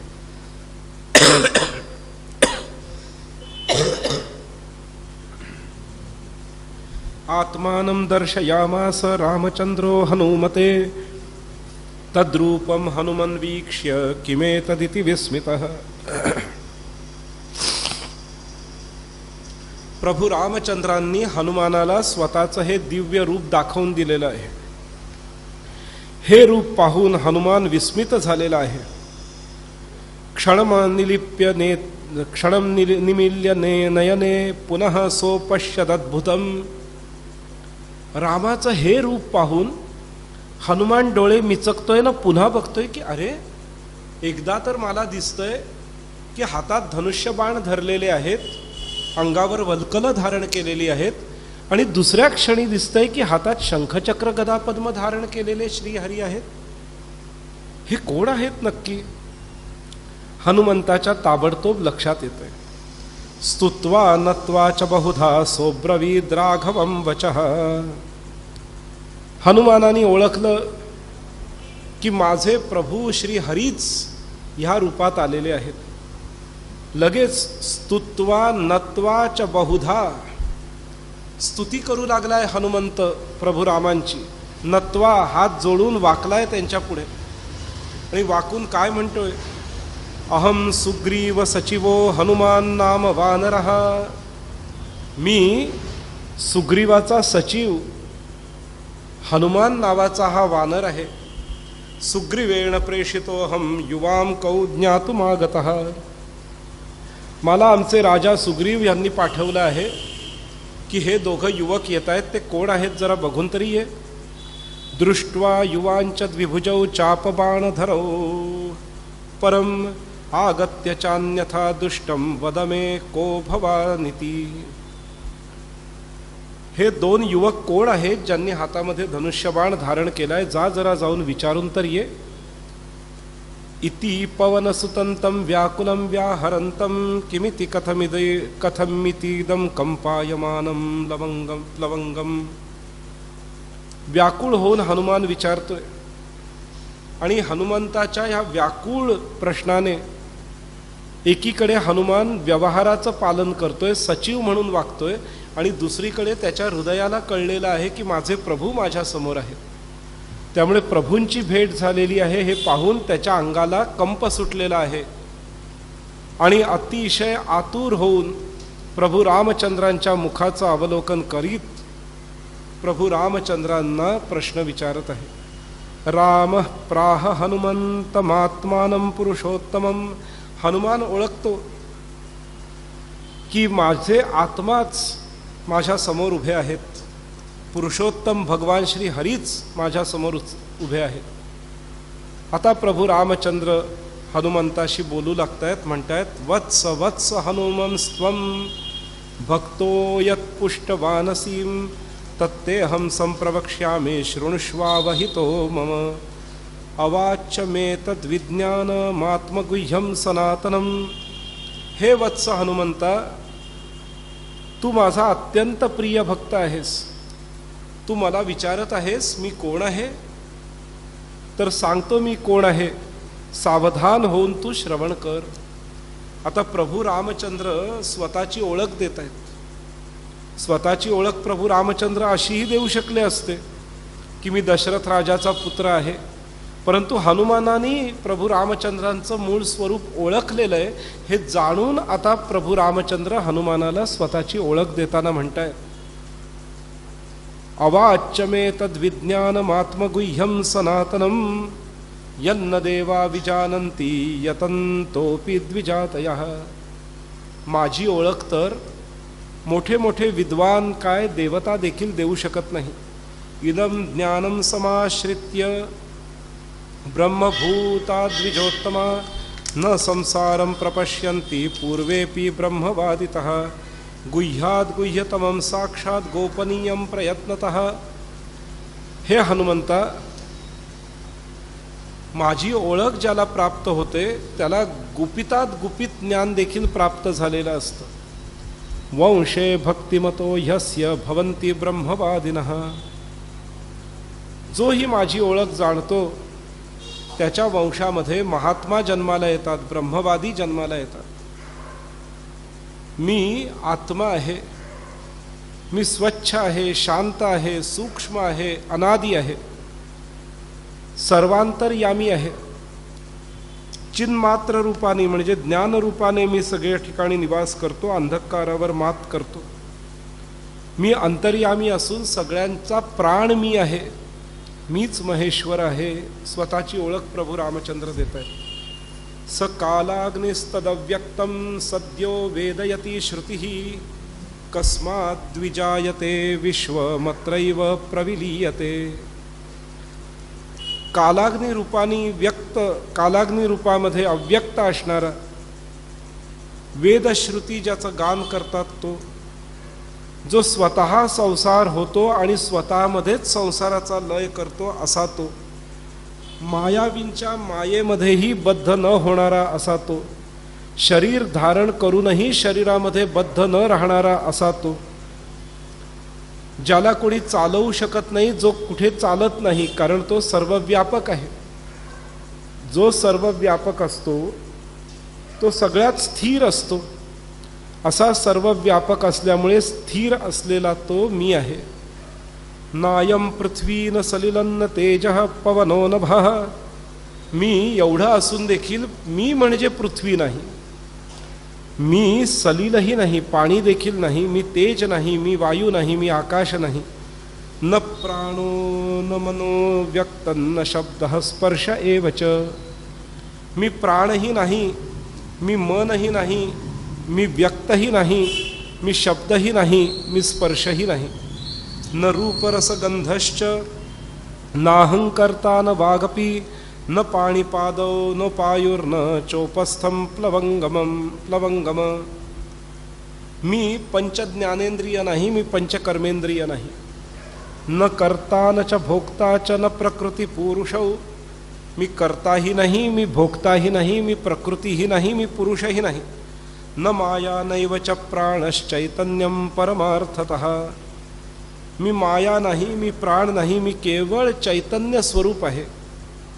तथा प्रकाशतमसो संबंधो नोपपद्यते तद्वदेव न संबंधः प्रपंच परमात्मनोः। प्रकाश आणि अंधकार दोघांशी माझा संबंध नाही, प्रपंचाशीही माझा संबंध नाही। छाया तरु यथा लोके परस्पर विलक्षणो तद्वत् प्रपंच पुरुषो विभिन्नौ परमार्थतः। जसं लोकालोकामध्ये छाया आणि वृक्ष यांचा जसा परस्पर संबंध असतो, तसाच प्रपंच आणि पुरुष परमार्थापासून भिन्न आहेत।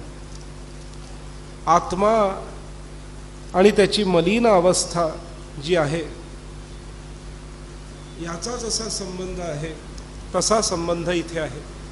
पश्यन्ति मुनयो मुक्ताः स्वात्मानं परमार्थतः विकारहीनं निर्दुःखमानन्दात्मानमव्ययम्. माझ्यात कोणताही विकार नाही, माझ्यात कोणतेही दुःख नाही, समस्त आनंदाने व्याप्त असा मी आहे, अविनाशी आहे मी. अहंकर्ता सुखी दुःखी कृशस्थूलेति यामती सोप्यहंकृति संबंधादात्मन्यो आत्मन्यारोप्यते जनैः. मी कर्ता सुखी दुःखी आहे, स्थूल कृश आहे, बुद्धी अहंकार इत्यादीच्या संबंधाने या गोष्टी प्राणी स्वतःच्या आत्म्यावर आरोपित करत असतो, परंतु मी ह्यातलं काहीही नाही. वदन्ति वेद विद्वांसः साक्षिणः प्रकृतेः परं भोक्तारमक्षयं बद्ध्वा सर्वत्र समवस्थितं.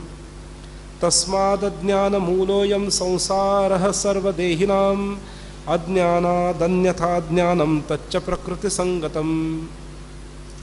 माझं ज्याला ज्ञान प्राप्त होतं तो या संसार पाशामध्ये अडकत नाही, आणि माझं ज्याला ज्ञान प्राप्त नसतं तो मात्र या संसार पाशामध्ये अगदी पूर्ण लिप्त होऊन जातो.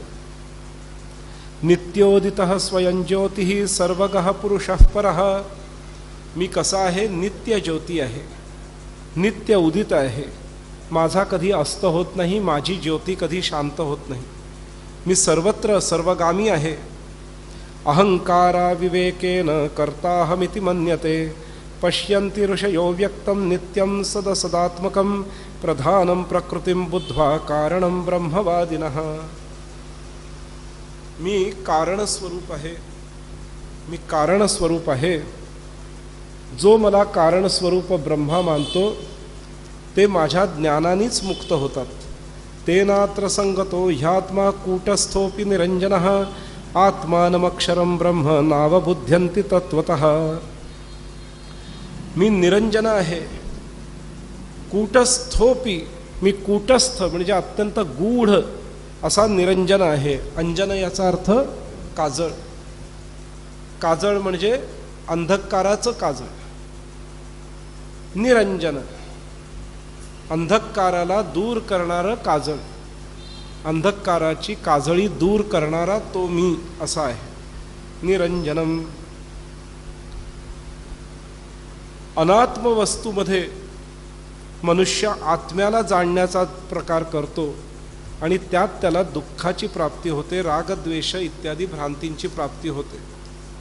जो आत्मवस्तूला जाणतो त्याला कधी दुःख होत नाही.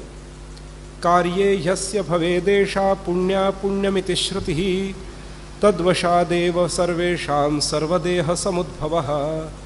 नित्यः सर्वत्र गोह्यात्मा कूटस्थो दोषवर्जितः एकस्य भिद्यते शक्त्या मायया न स्वभावतः. बाकी सगळा हा संसार मायेचा खेळ आहे. अज्ञान व्याप्त झालं माणसाला की माया स्वतःचे हातपाय पसरते आणि ह्या जगाला भिन्न भिन्न मानण्याची प्रवृत्ती माणसामध्ये होते, जीवामध्ये होते.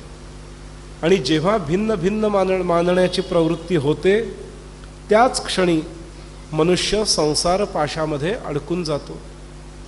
म्हणून आत्म्याचा साक्षात्कार ज्याला झाला तो या वैविध्यामध्ये अडकत नाही, तो माया मोहामध्ये ग्रसित होत नाही, तो नित्य शुद्ध बुद्ध मुक्त होतो. त्याला पुन्हा जन्ममृत्यूचा फेरा सहन करावा लागत नाही. यथा नदी नदालोके सागरेणैकतां ययुः तद्वदात्माक्षरेणासौ निष्कले नैकतां व्रजेत्. तस्माद् विज्ञानमेवास्ति न प्रपंचो न संस्थितिः अज्ञानेनावृतं लोके विज्ञानं तेन मुह्यति. जशी नदी समुद्रात जाऊन एकतेला प्राप्त होते त्याच प्रकारे निष्कल आत्मा अक्षरामध्ये एकरूप होऊन एकतेला प्राप्त होतो. अशा प्रकारे विज्ञानही प्रपंच आणि स्थिती नाही, प्रपंच आणि स्थिती नाही. लोक अज्ञानाने व्याकुळ होऊन त्यामध्ये विज्ञान बघण्याचा प्रयत्न करतात. अशा पद्धतीने प्रभू रामचंद्रांनी स्वतःचं स्वरूप हनुमंताला सांगितलेलं आहे, जे स्वरूप फार गूढ आहे, ते गूढ स्वरूप भगवंतानी भगवंताच्या मुखानेच सांगावं, यापेक्षा काय मोठी गोष्ट असेल. पुढे म्हणतायत, पुन्हा रामः प्रवचनमुवाच द्विजपुंगवः अव्यक्तादभवत् कालः प्रधानं पुरुषः परः. प्रभू रामचंद्र म्हणतायत की हे ब्राह्मण श्रेष्ठ हनुमंता, अव्यक्तापासून काळ उत्पन्न झाला, त्यानंतर प्रधान पुरुष उत्पन्न झाला. तेभ्यः सर्वमिदं जातं तस्मात् सर्वमहं जगत. याच्यातूनच पुढे जगत उत्पन्न झालं. आणि मग काय झालं? मग सगळ्या ठिकाणहून वेगवेगळ्या प्रकारचे हात, पाय, मुख निघू लागले. सर्वतः श्रुतिमल्लोके सर्वमावृत्य तिष्ठति सर्वेंद्रिय गुणाभासं सर्वेंद्रिय विवर्जितं सर्वाधारं स्थिरानंदम अव्यक्तं द्वैतवर्जितं सर्वोपमानरहितं प्रमाणातीत गोचरं. सर्वाधार, स्थिरानंद, अव्यक्त, द्वैतवर्जित, सर्व उपमानांनी रहित, प्रमाणांनी रहित, इंद्रियांपेक्षाही दिव्य असलेले असे निर्विकल्पं निराभासं सर्वाभासं परामृतं अभिन्नं भिन्न संस्थानं शाश्वतं ध्रुवम अव्ययम्. निर्विकल्प. निर्विकल्प याचा अर्थ काय? ज्याचा विकल्प दुसरा नाही तो निर्विकल्प. परमेश्वर कसा आहे? परमेश्वराला दुसरा विकल्प नाही. आपले मातापिता कसे आहेत? आपल्या मातापित्यासाठी विकल्प नाही. पण तेच प्लंबर, इलेक्ट्रिशियन यांसाठी विकल्प आहेत. पण काही गोष्टी अशा असतात की त्यांना विकल्प नसतात. एक वेळ पत्नी गेली तरी दुसरी पत्नी करता येईल, विकल्प उत्पन्न करता येईल. पण माता गेली तर तिच्यासाठी विकल्प नाही, पिता गेले तर त्यांच्यासाठी विकल्प नाही. म्हणून माता आणि पित्याला देव म्हटलेलं आहे. ज्या गोष्टीला विकल्प नसतो त्यांना देव कोटीचे मानले गेलेले आहेत. जे एकमेव आहेत, अद्वितीय आहेत, तेच देव आहेत. आईला देव का मानायचं? वडिलांना देव का मानायचं? कारण त्यांना विकल्प नाही दुसरा. कोणी असं म्हणू शकत नाही की माझ्या आईसाठी मी विकल्प शोधतो, आई काही स्वयंपाक हल्ली करत नाही घरी, मग आता आईसाठी विकल्प शोधतो. नाहीच मिळणार विकल्प. आई जो काही स्वयंपाक करेल तो गोड मानून खावा लागेल आणि त्याच स्वयंपाकात माधुर्य असेल. तसा स्वयंपाक करण्यासाठी कोणी स्वयंपाकीण ठेवली तर ते माधुर्य येणार नाही त्यामध्ये. त्यामुळे ज्याला विकल्प नसतो तो देव आहे. बऱ्याचदा आम्ही ज्या वेळेला कॉलेज इत्यादीमध्ये प्रवचन करतो तेव्हा ते म्हणतात मुलं की गुरुजी, in Hindu tradition why mother and father are termed as God's.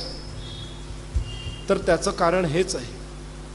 देव कोणाला म्हणतात की ज्यांच्यासाठी दुसरा विकल्प नाही ते देव आहेत, निर्विकल्प. आई वडिलांना विकल्प नाही म्हणून आई वडिलांना देव मानलेलं आहे. म्हणून मातृदेवो भव पितृदेवो भव हे त्यासाठी म्हटलेलं आहे. तर निर्विकल्प निराभास सर्वाभास परामृत. निर्विकल्प असून निराभास असून सर्वाभास तेच आहेत. कोण? परमात्मा. निर्विकल्प असून निराभास असून सर्वाभास परमात्मा आहे. म्हणजे कसं? एक उदाहरण देतो.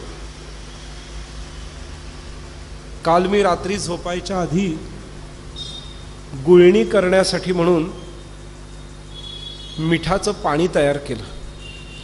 म्हणजे दोन प्रकार असतात सज्जनो, पाण्यात मीठ घालायचं आणि मिठात पाणी घालायचं. काय घालणं उत्तम? ज्या वेळेला प्यायचं असेल त्यावेळेला पाण्यामध्ये मीठ घालावं आणि ज्या वेळेला गुळण्या करायच्या असतील तेव्हा मिठात पाणी घालावं. हे शास्त्र आहे. तेव्हा मिठात पाणी घालायचं असतं. आपल्याकडे शास्त्र फार अलौकिक आहे. जेव्हा काही खायचं असेल त्यावेळेला त्या पदार्थामध्ये मीठ घालावं आणि ज्या वेळेला नुसत्या गुळण्या बिळण्या करायच्या आहेत त्यावेळेला मिठात पाणी घालून त्याच्या गुळण्या करायच्या. म्हणून काल मी काय केलं, भांड्यामध्ये मीठ घेतलं, पाणी उकळवलं आणि ते पाणी त्यामध्ये घातलं. त्यामध्ये घातल्यानंतर जसं त्या पाण्याचा स्पर्श मिठाला झाला ते पाणी दुधाळ होऊन गेलं, दुधाळ होऊन गेलं आणि नंतर एका मिनिटानंतर पुन्हा ट्रान्सपरंट होऊन गेलं. ते पाणी पुन्हा नितळ दिसू लागलं.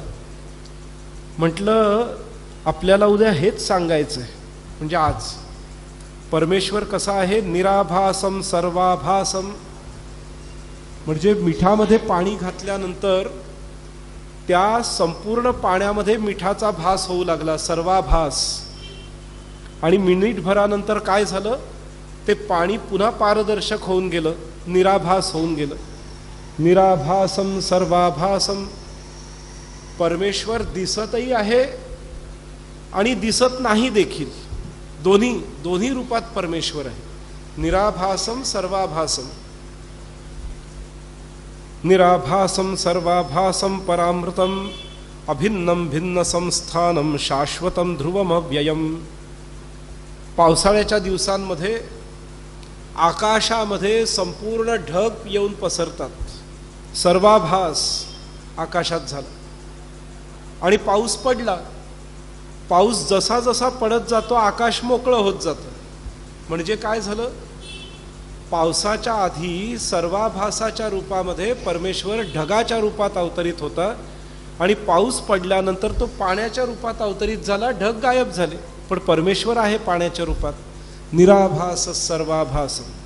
निराभास सर्वाभास हे स्वरूप आहे. अभिन्नम भिन्न संस्थानम शाश्वतम ध्रुवम अव्ययम. अभिन्नतेमध्ये पण भिन्नता असते सज्जन, अभिन्नतेमध्ये भिन्नता असते. आता आपला हा जो चेहरा आहे, या चेहऱ्यामध्ये एक अवयव दुसऱ्या अवयवाला अगदी चिकटून आहे. म्हणजे म्हटलं तर आपल्या चेहऱ्यावरची ही जी त्वचा आहे ही अभिन्न आहे. कुठे भिन्नता आहे, इथे इथे इथे कुठे ब्रेक नाही आहे त्वचेमध्ये. पण त्वचेमध्ये ब्रेक जरी नसला तरी प्रत्येक त्वचेच्या भागाच्या स्पर्शामध्ये भिन्नता आहे. अभिन्न असून देखील भिन्नता आहे. अभिन्न असून देखील भिन्नता आहे. म्हणजे ह्या चेहऱ्यावरची संपूर्ण त्वचा जरी अभिन्न असली तरी त्या त्वचेच्या एकेका अंगाला काही ना काही भिन्नता आहे. अभिन्न असून भिन्न असणं परमेश्वराचं तसंच स्वरूप आहे. अभिन्न असून भिन्न आहे. अभिन्न असून भिन्न आहे.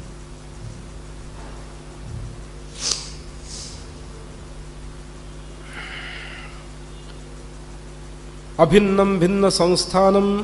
आणि एवढा असून कसा आहे परमेश्वर, शाश्वतम. शाश्वत आहे, नष्ट नाही होत. ढगाचा आकार संपून पाण्यात रूपांतरित झालं म्हणून पाण्याचा पुन्हा ढग होणार नाही असं नाही. पाण्याचा पुन्हा ढग होतो, ढगाचं पुन्हा पाणी होतं. म्हणजे काय, शाश्वत आहे ते सगळं. तसंच परमेश्वरापासून अनेक गोष्टी बनतात, अनेक गोष्टी परमेश्वरामध्ये विलीन होऊन जातात.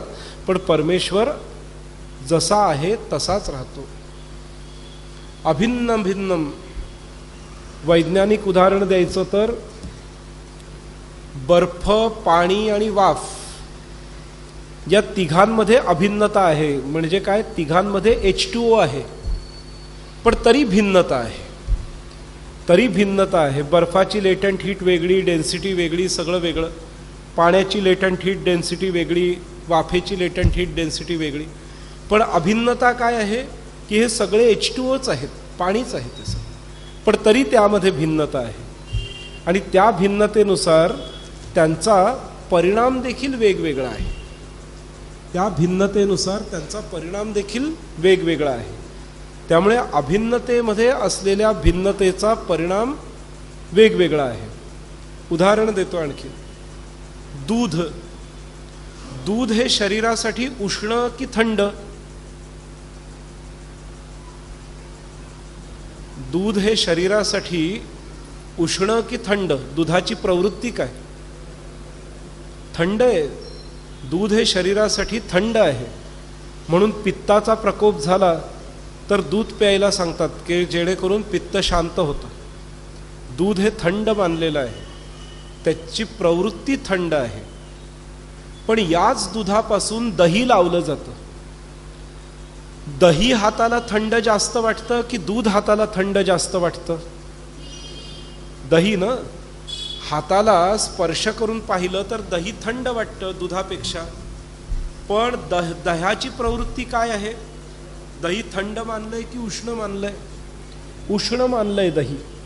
त्यामुळे जर पित्त झालेलं असलं आणि दही जर प्यायलो आपण तर ते पित्त आणखी भडकतं. दही उष्ण मानलंय.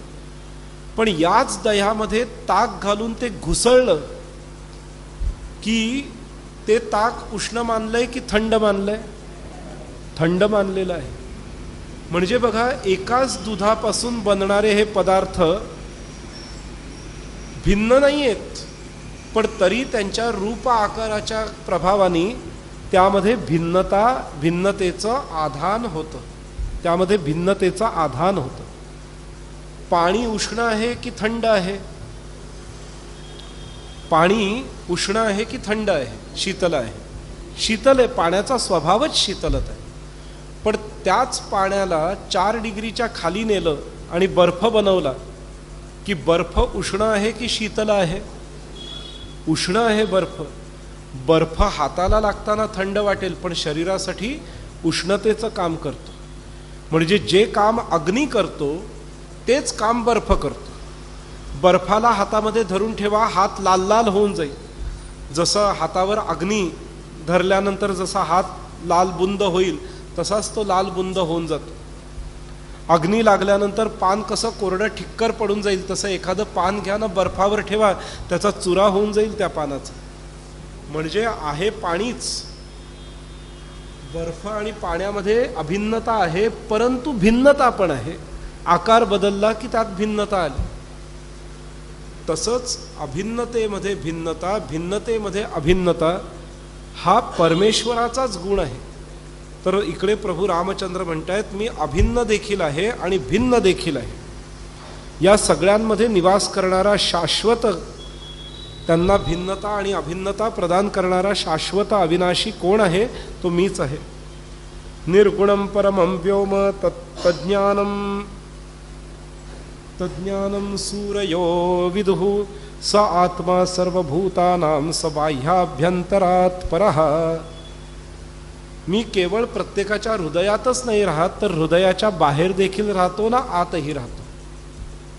एक घट घेतला मातीचा, तर मातीच्या माठाच्या आत हवा आहे की बाहेर हवा आहे? दोन्हीकडे आहे. मातीच्या घटाच्या आतमध्ये आकाश आहे की बाहेर आकाश आहे? दोन्हीकडे आहे. एवढंच नाही तर त्या मातीच्या घटाचं आवरण जिथे आहे तिथेही आकाश आहे. त्यामुळे आकाश जसं एखाद्या घटाला सर्वत्रपणे व्याप्त करून टाकतं, तसं जगातल्या प्रत्येक गोष्टीला पूर्ण व्याप्त करून टाकणारा मीच आहे, असं प्रभू रामचंद्र म्हणतात. सोहम सर्वत्र गशांतो ज्ञानात्मा परमेश्वरः मया ततमिदं विश्वं जगदव्यक्तरूपिण मत्स्थानी सर्वभूतानि यस्तं वेद स वेदवित् प्रधानं पुरुषं चैव तत्त्वद्वयमुदाहृतम्. अनेक लोकांपैकी कोणीतरी फार रेअर, फार दुर्लभ असा कोणीतरी मनुष्य माझ्या मूळ स्वरूपाला जाणतो. अन्यथा बरेच जण माझ्या स्वरूपाविषयी अज्ञात असतात आणि त्या अज्ञानापोटीच हे हनुमंता माणसाला पुन्हा पुन्हा जन्म घ्यावा लागतो. त्यामुळे माझं स्वरूप यथा योग्य पद्धतीने जाणलं असता माणूस काय करतो, माणसाचं जीवाचं काय होतं, कल्याण होतं, त्याला मुक्तिलाभ प्राप्त होतो. आता माझं स्वरूप जाणण्यासाठी काय केलं पाहिजे?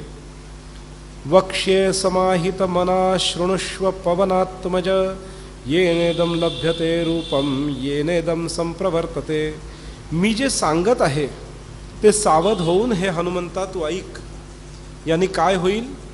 नाहम तपोभिर्विधी विविधैर्न दानेन च चेज्यया शक्यो हि पुरुषैर्ज्ञातुं मृते भक्तिमनुत्तमम्. माझं ज्ञान प्राप्त करून घेण्यासाठी तप करून उपयोग नाही, दान करून उपयोग नाही, तीर्थयात्रा करून उपयोग नाही, मोठमोठे यज्ञ करून उपयोग नाही. माझं स्वरूप जर जाणायचं असेल तर भक्ती करावी लागेल. भक्तीच्या प्रभावानेच माझं स्वरूप जाणता येऊ शकतं. अहम ही सर्व भावाना मंतस्तिष्ठामि सर्वगः. माझी भक्ती करण्यासाठी मला कुठे शोधावं?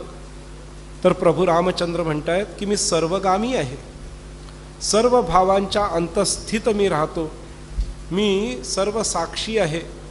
माझ्यामध्येच सर्व लोकांचा निवास आहे. त्यामुळे मी सर्वत्र आहे.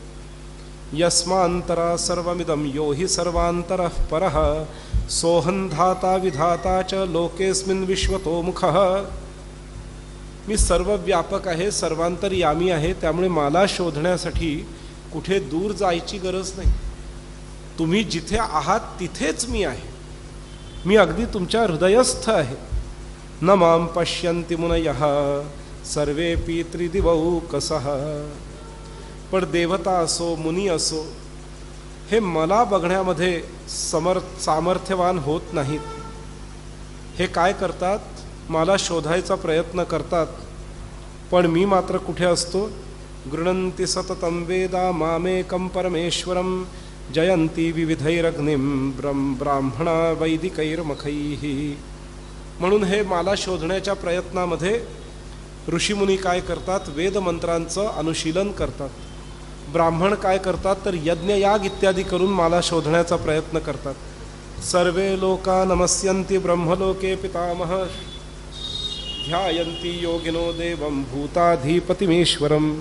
अहम हि सर्वयज्ञानां भोक्ता चैव फलप्रद सर्वदेवतनुर्भूत्वा सर्वात्मा सर्वसंस्तुतः. सगळे लोक ब्रह्मलोकातले पितामह सुद्धा जे सर्वांद्वारे पूजित आहेत तेही मला नमस्कार करतात. भूताधिपती ईश्वर म्हणजेच महादेव देखील माझंच नित्य ध्यान करतात. सगळ्या यज्ञांचा भोक्ता आणि फलप्रदाता मीच आहे. मीच सर्व देवांचं शरीर बनून सर्व आत्मा सर्व स्तुतींना प्राप्त करतो. मां पश्यन्तीह विद्वांसो धार्मिका वेदवादिनः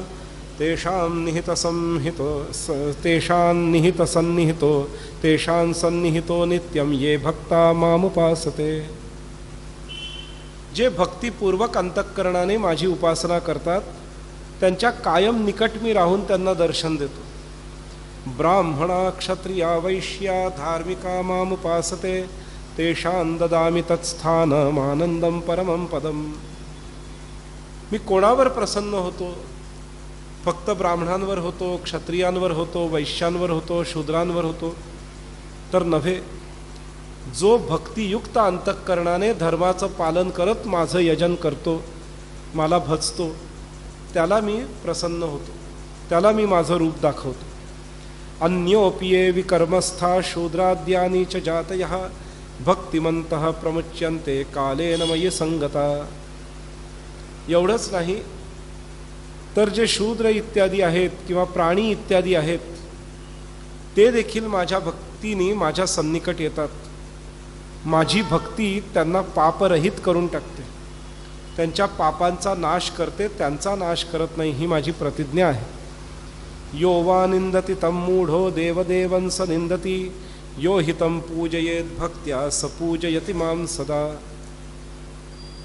जो माझ्या भक्ताची निंदा करतो ते साक्षात देवदेवाचीच निंदा करतात. आणि जो माझ्या भक्ताला देखील सहाय्यभूत होतो त्याची सेवा माझ्यापर्यंत पोहोचते. पत्रं पुष्पं फलंतोयम मदाराधन कारणात यो मे ददाति नियतः समे भक्त प्रियो मतः. ज्याला अशा प्रकारची भक्ती करता येत नाही त्यांनी पत्रम पुष्पम फलम तोयम, एखादं पान, एखादं फूल, एखादं फळ, काही नाही तर थोडंसं पाणी माझ्या निमित्ताने अर्पण केलं तर तेही मी स्वीकारतो आणि तो भक्त मला प्रिय होतो. म्हणजे इकडे भक्तीचे दोन प्रकार सांगितले. हृदयस्थ परमेश्वराची भक्ती ती न जमली तर बाह्य मूर्तीची भक्ती, दोन्ही प्रकारची पूजा मान्य आहे. ज्याला हृदयस्थ परमेश्वराची पूजा करणं शक्य नसेल, सगळ्यांना आत्मरूप मानण्या इतकं प्रगल्भता आलेली नसेल, त्यांनी बाह्य मूर्तीमध्ये भगवंताची पूजा करून पत्रम पुष्पम फलं तोयम हे अर्पण करू शकतो. पत्र पुष्प फल तोय म्हणजे पाणी. निधाय दत्तवान् वेदान् शेषानास्य नृसृतान् अहमेव हि सर्वेषां योगिनां गुरुरव्ययः धार्मिकाणाञ्च गोप्ताहं निहन्ता वेद विद्विषाम् अहं वै सर्वसंसारान् मोचको योगिनामिह संसारहेतुरेवाहं सर्वसंसारवर्जितः अहमेव हि संहर्ता स्रष्टाहं परिपालकः मायावी मामिका शक्तिर्मायालोकविमोहिनी. मीच योगींबरोबर राहून त्यांना संसारातून मोक्ष प्रदान करतो. संसाराने रहित असलेल्या सर्व संसाराचा हेतू मीच आहे. मीच संहार करता असून निर्माता देखील मीच, पालन करता देखील मीच, माया शक्ती देखील मीच आहे, ज्यामुळे लोक मोहित होऊन जातात. ममैव च पराशक्ती यासा विद्येति गीयते नाशयामि तया मायां योगिनां हृदि संस्थितः अहं हि सर्वशक्तीनां प्रवर्तक निवर्तकः आधारभूतः सर्वासां निधानममृतस्य च. माझीच शक्ती विद्या नावाने गायली जाते. योग्यांच्या हृदयामध्ये स्थित असलेली माझीच शक्ती त्यांना योग पारंगत सिद्ध बनवते. माझ्याच शक्तीने प्रवृत्त होऊन मोठमोठे ज्ञानी विज्ञानी वेगवेगळ्या प्रकारचं दिव्य कार्य करतात. सर्वांतर्यामामध्ये राहणारे जी दिव्यता आहे ती दिव्यता माझ्यामुळेच आहे. म्हणजेच थोडक्यात प्रत्येक पदार्थामध्ये जी दिव्यता आहे ती दिव्यता माझ्यामुळेच आहे. साखरेचा गोडवा माझ्यामुळे आहे, मधाचं माधुर्य माझ्यामुळे आहे, अन्नामध्ये भूक घालवण्याचं सामर्थ्य माझ्यामुळे आहे. असं एक एक वस्तूमध्ये भगवंत कसे लपलेले आहेत, भगवंतच कसे त्या वस्तूंच्या माध्यमातून एक एक कार्य संपादित करतात ह्याचं विज्ञान इकडे सांगितलेलं आहे. गुह्यतमं ज्ञानं सर्ववेदेषु निश्चितं प्रसन्नचेतसे देयं धार्मिका या हि ताग्नये. अशा प्रकारे वेदसम्मत असं सर्व ज्ञान हे प्रसन्न चित्ताने प्रभू रामचंद्रांनी हनुमानाला करून दिलंय. आणि आता हनुमान अतिशय प्रसन्न होऊन प्रभू रामचंद्रांना काही विचारण्यासाठी प्रवृत्त झालेला आहे. सर्वलोकैक निर्माता सर्वलोकैक रक्षिता सर्वलोकैक संहर्ता सर्वात्माहं सनातनः. भगवान हनुमान विचारतोय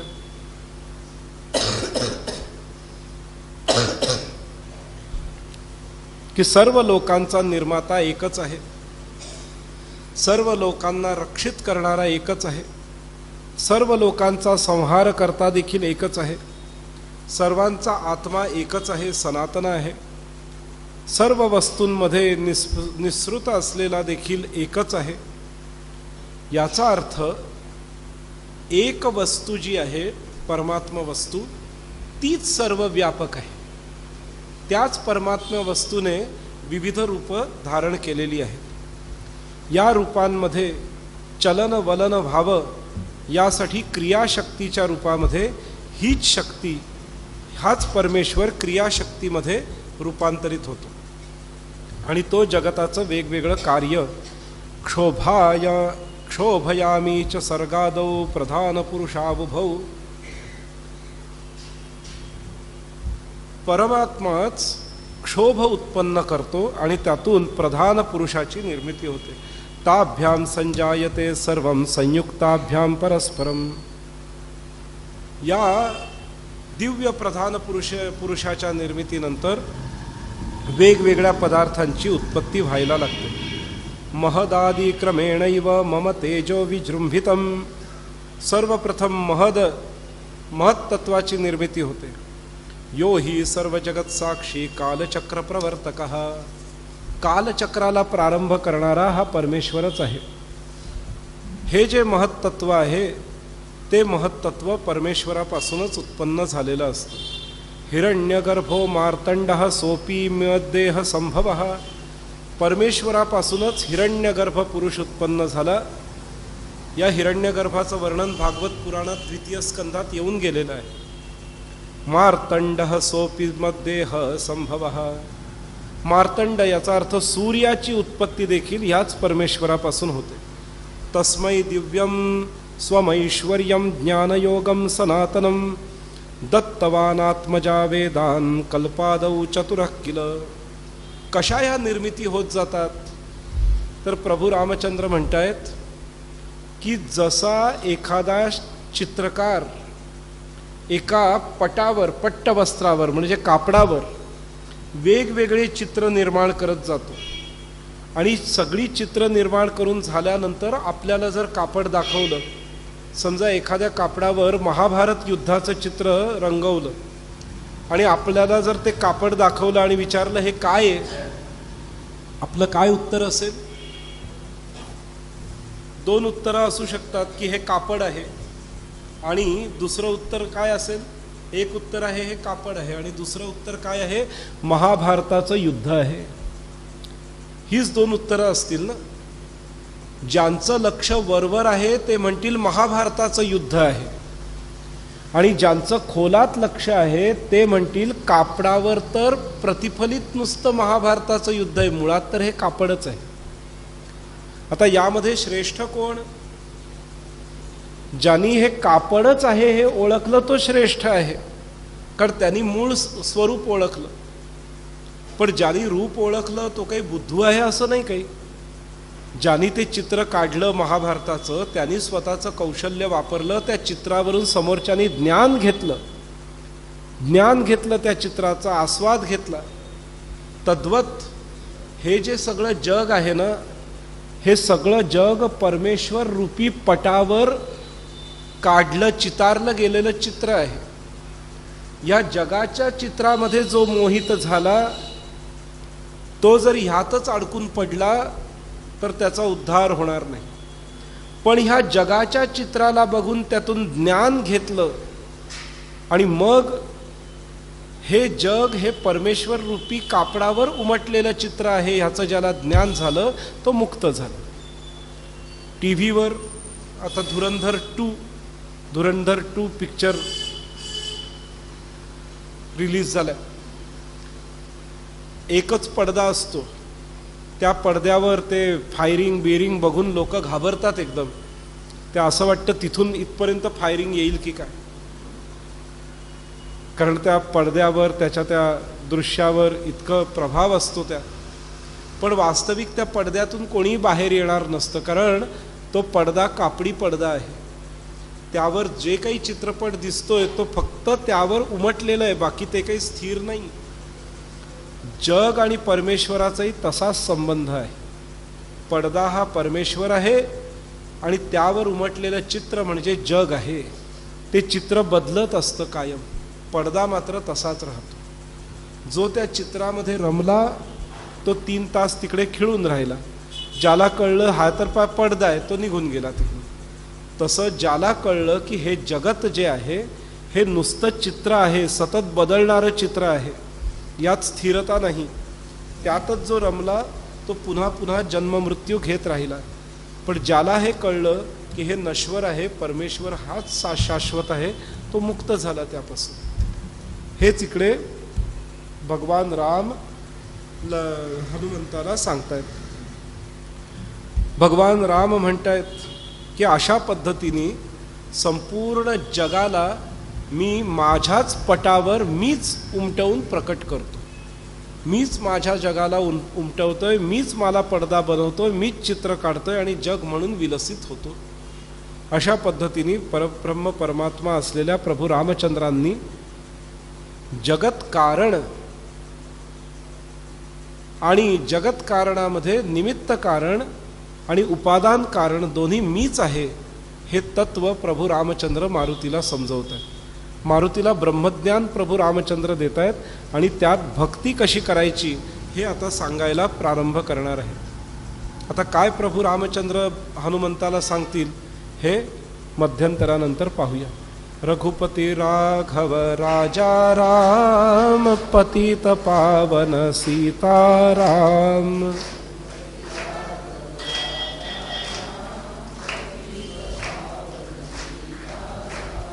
रघुपति राघव राजा राम पतित पावन सीताराम।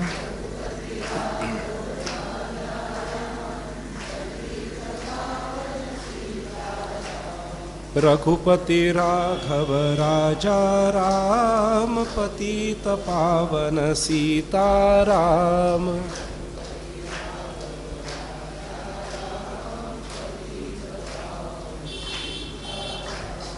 पतित पावन सीताराम। पतित पावन सीताराम।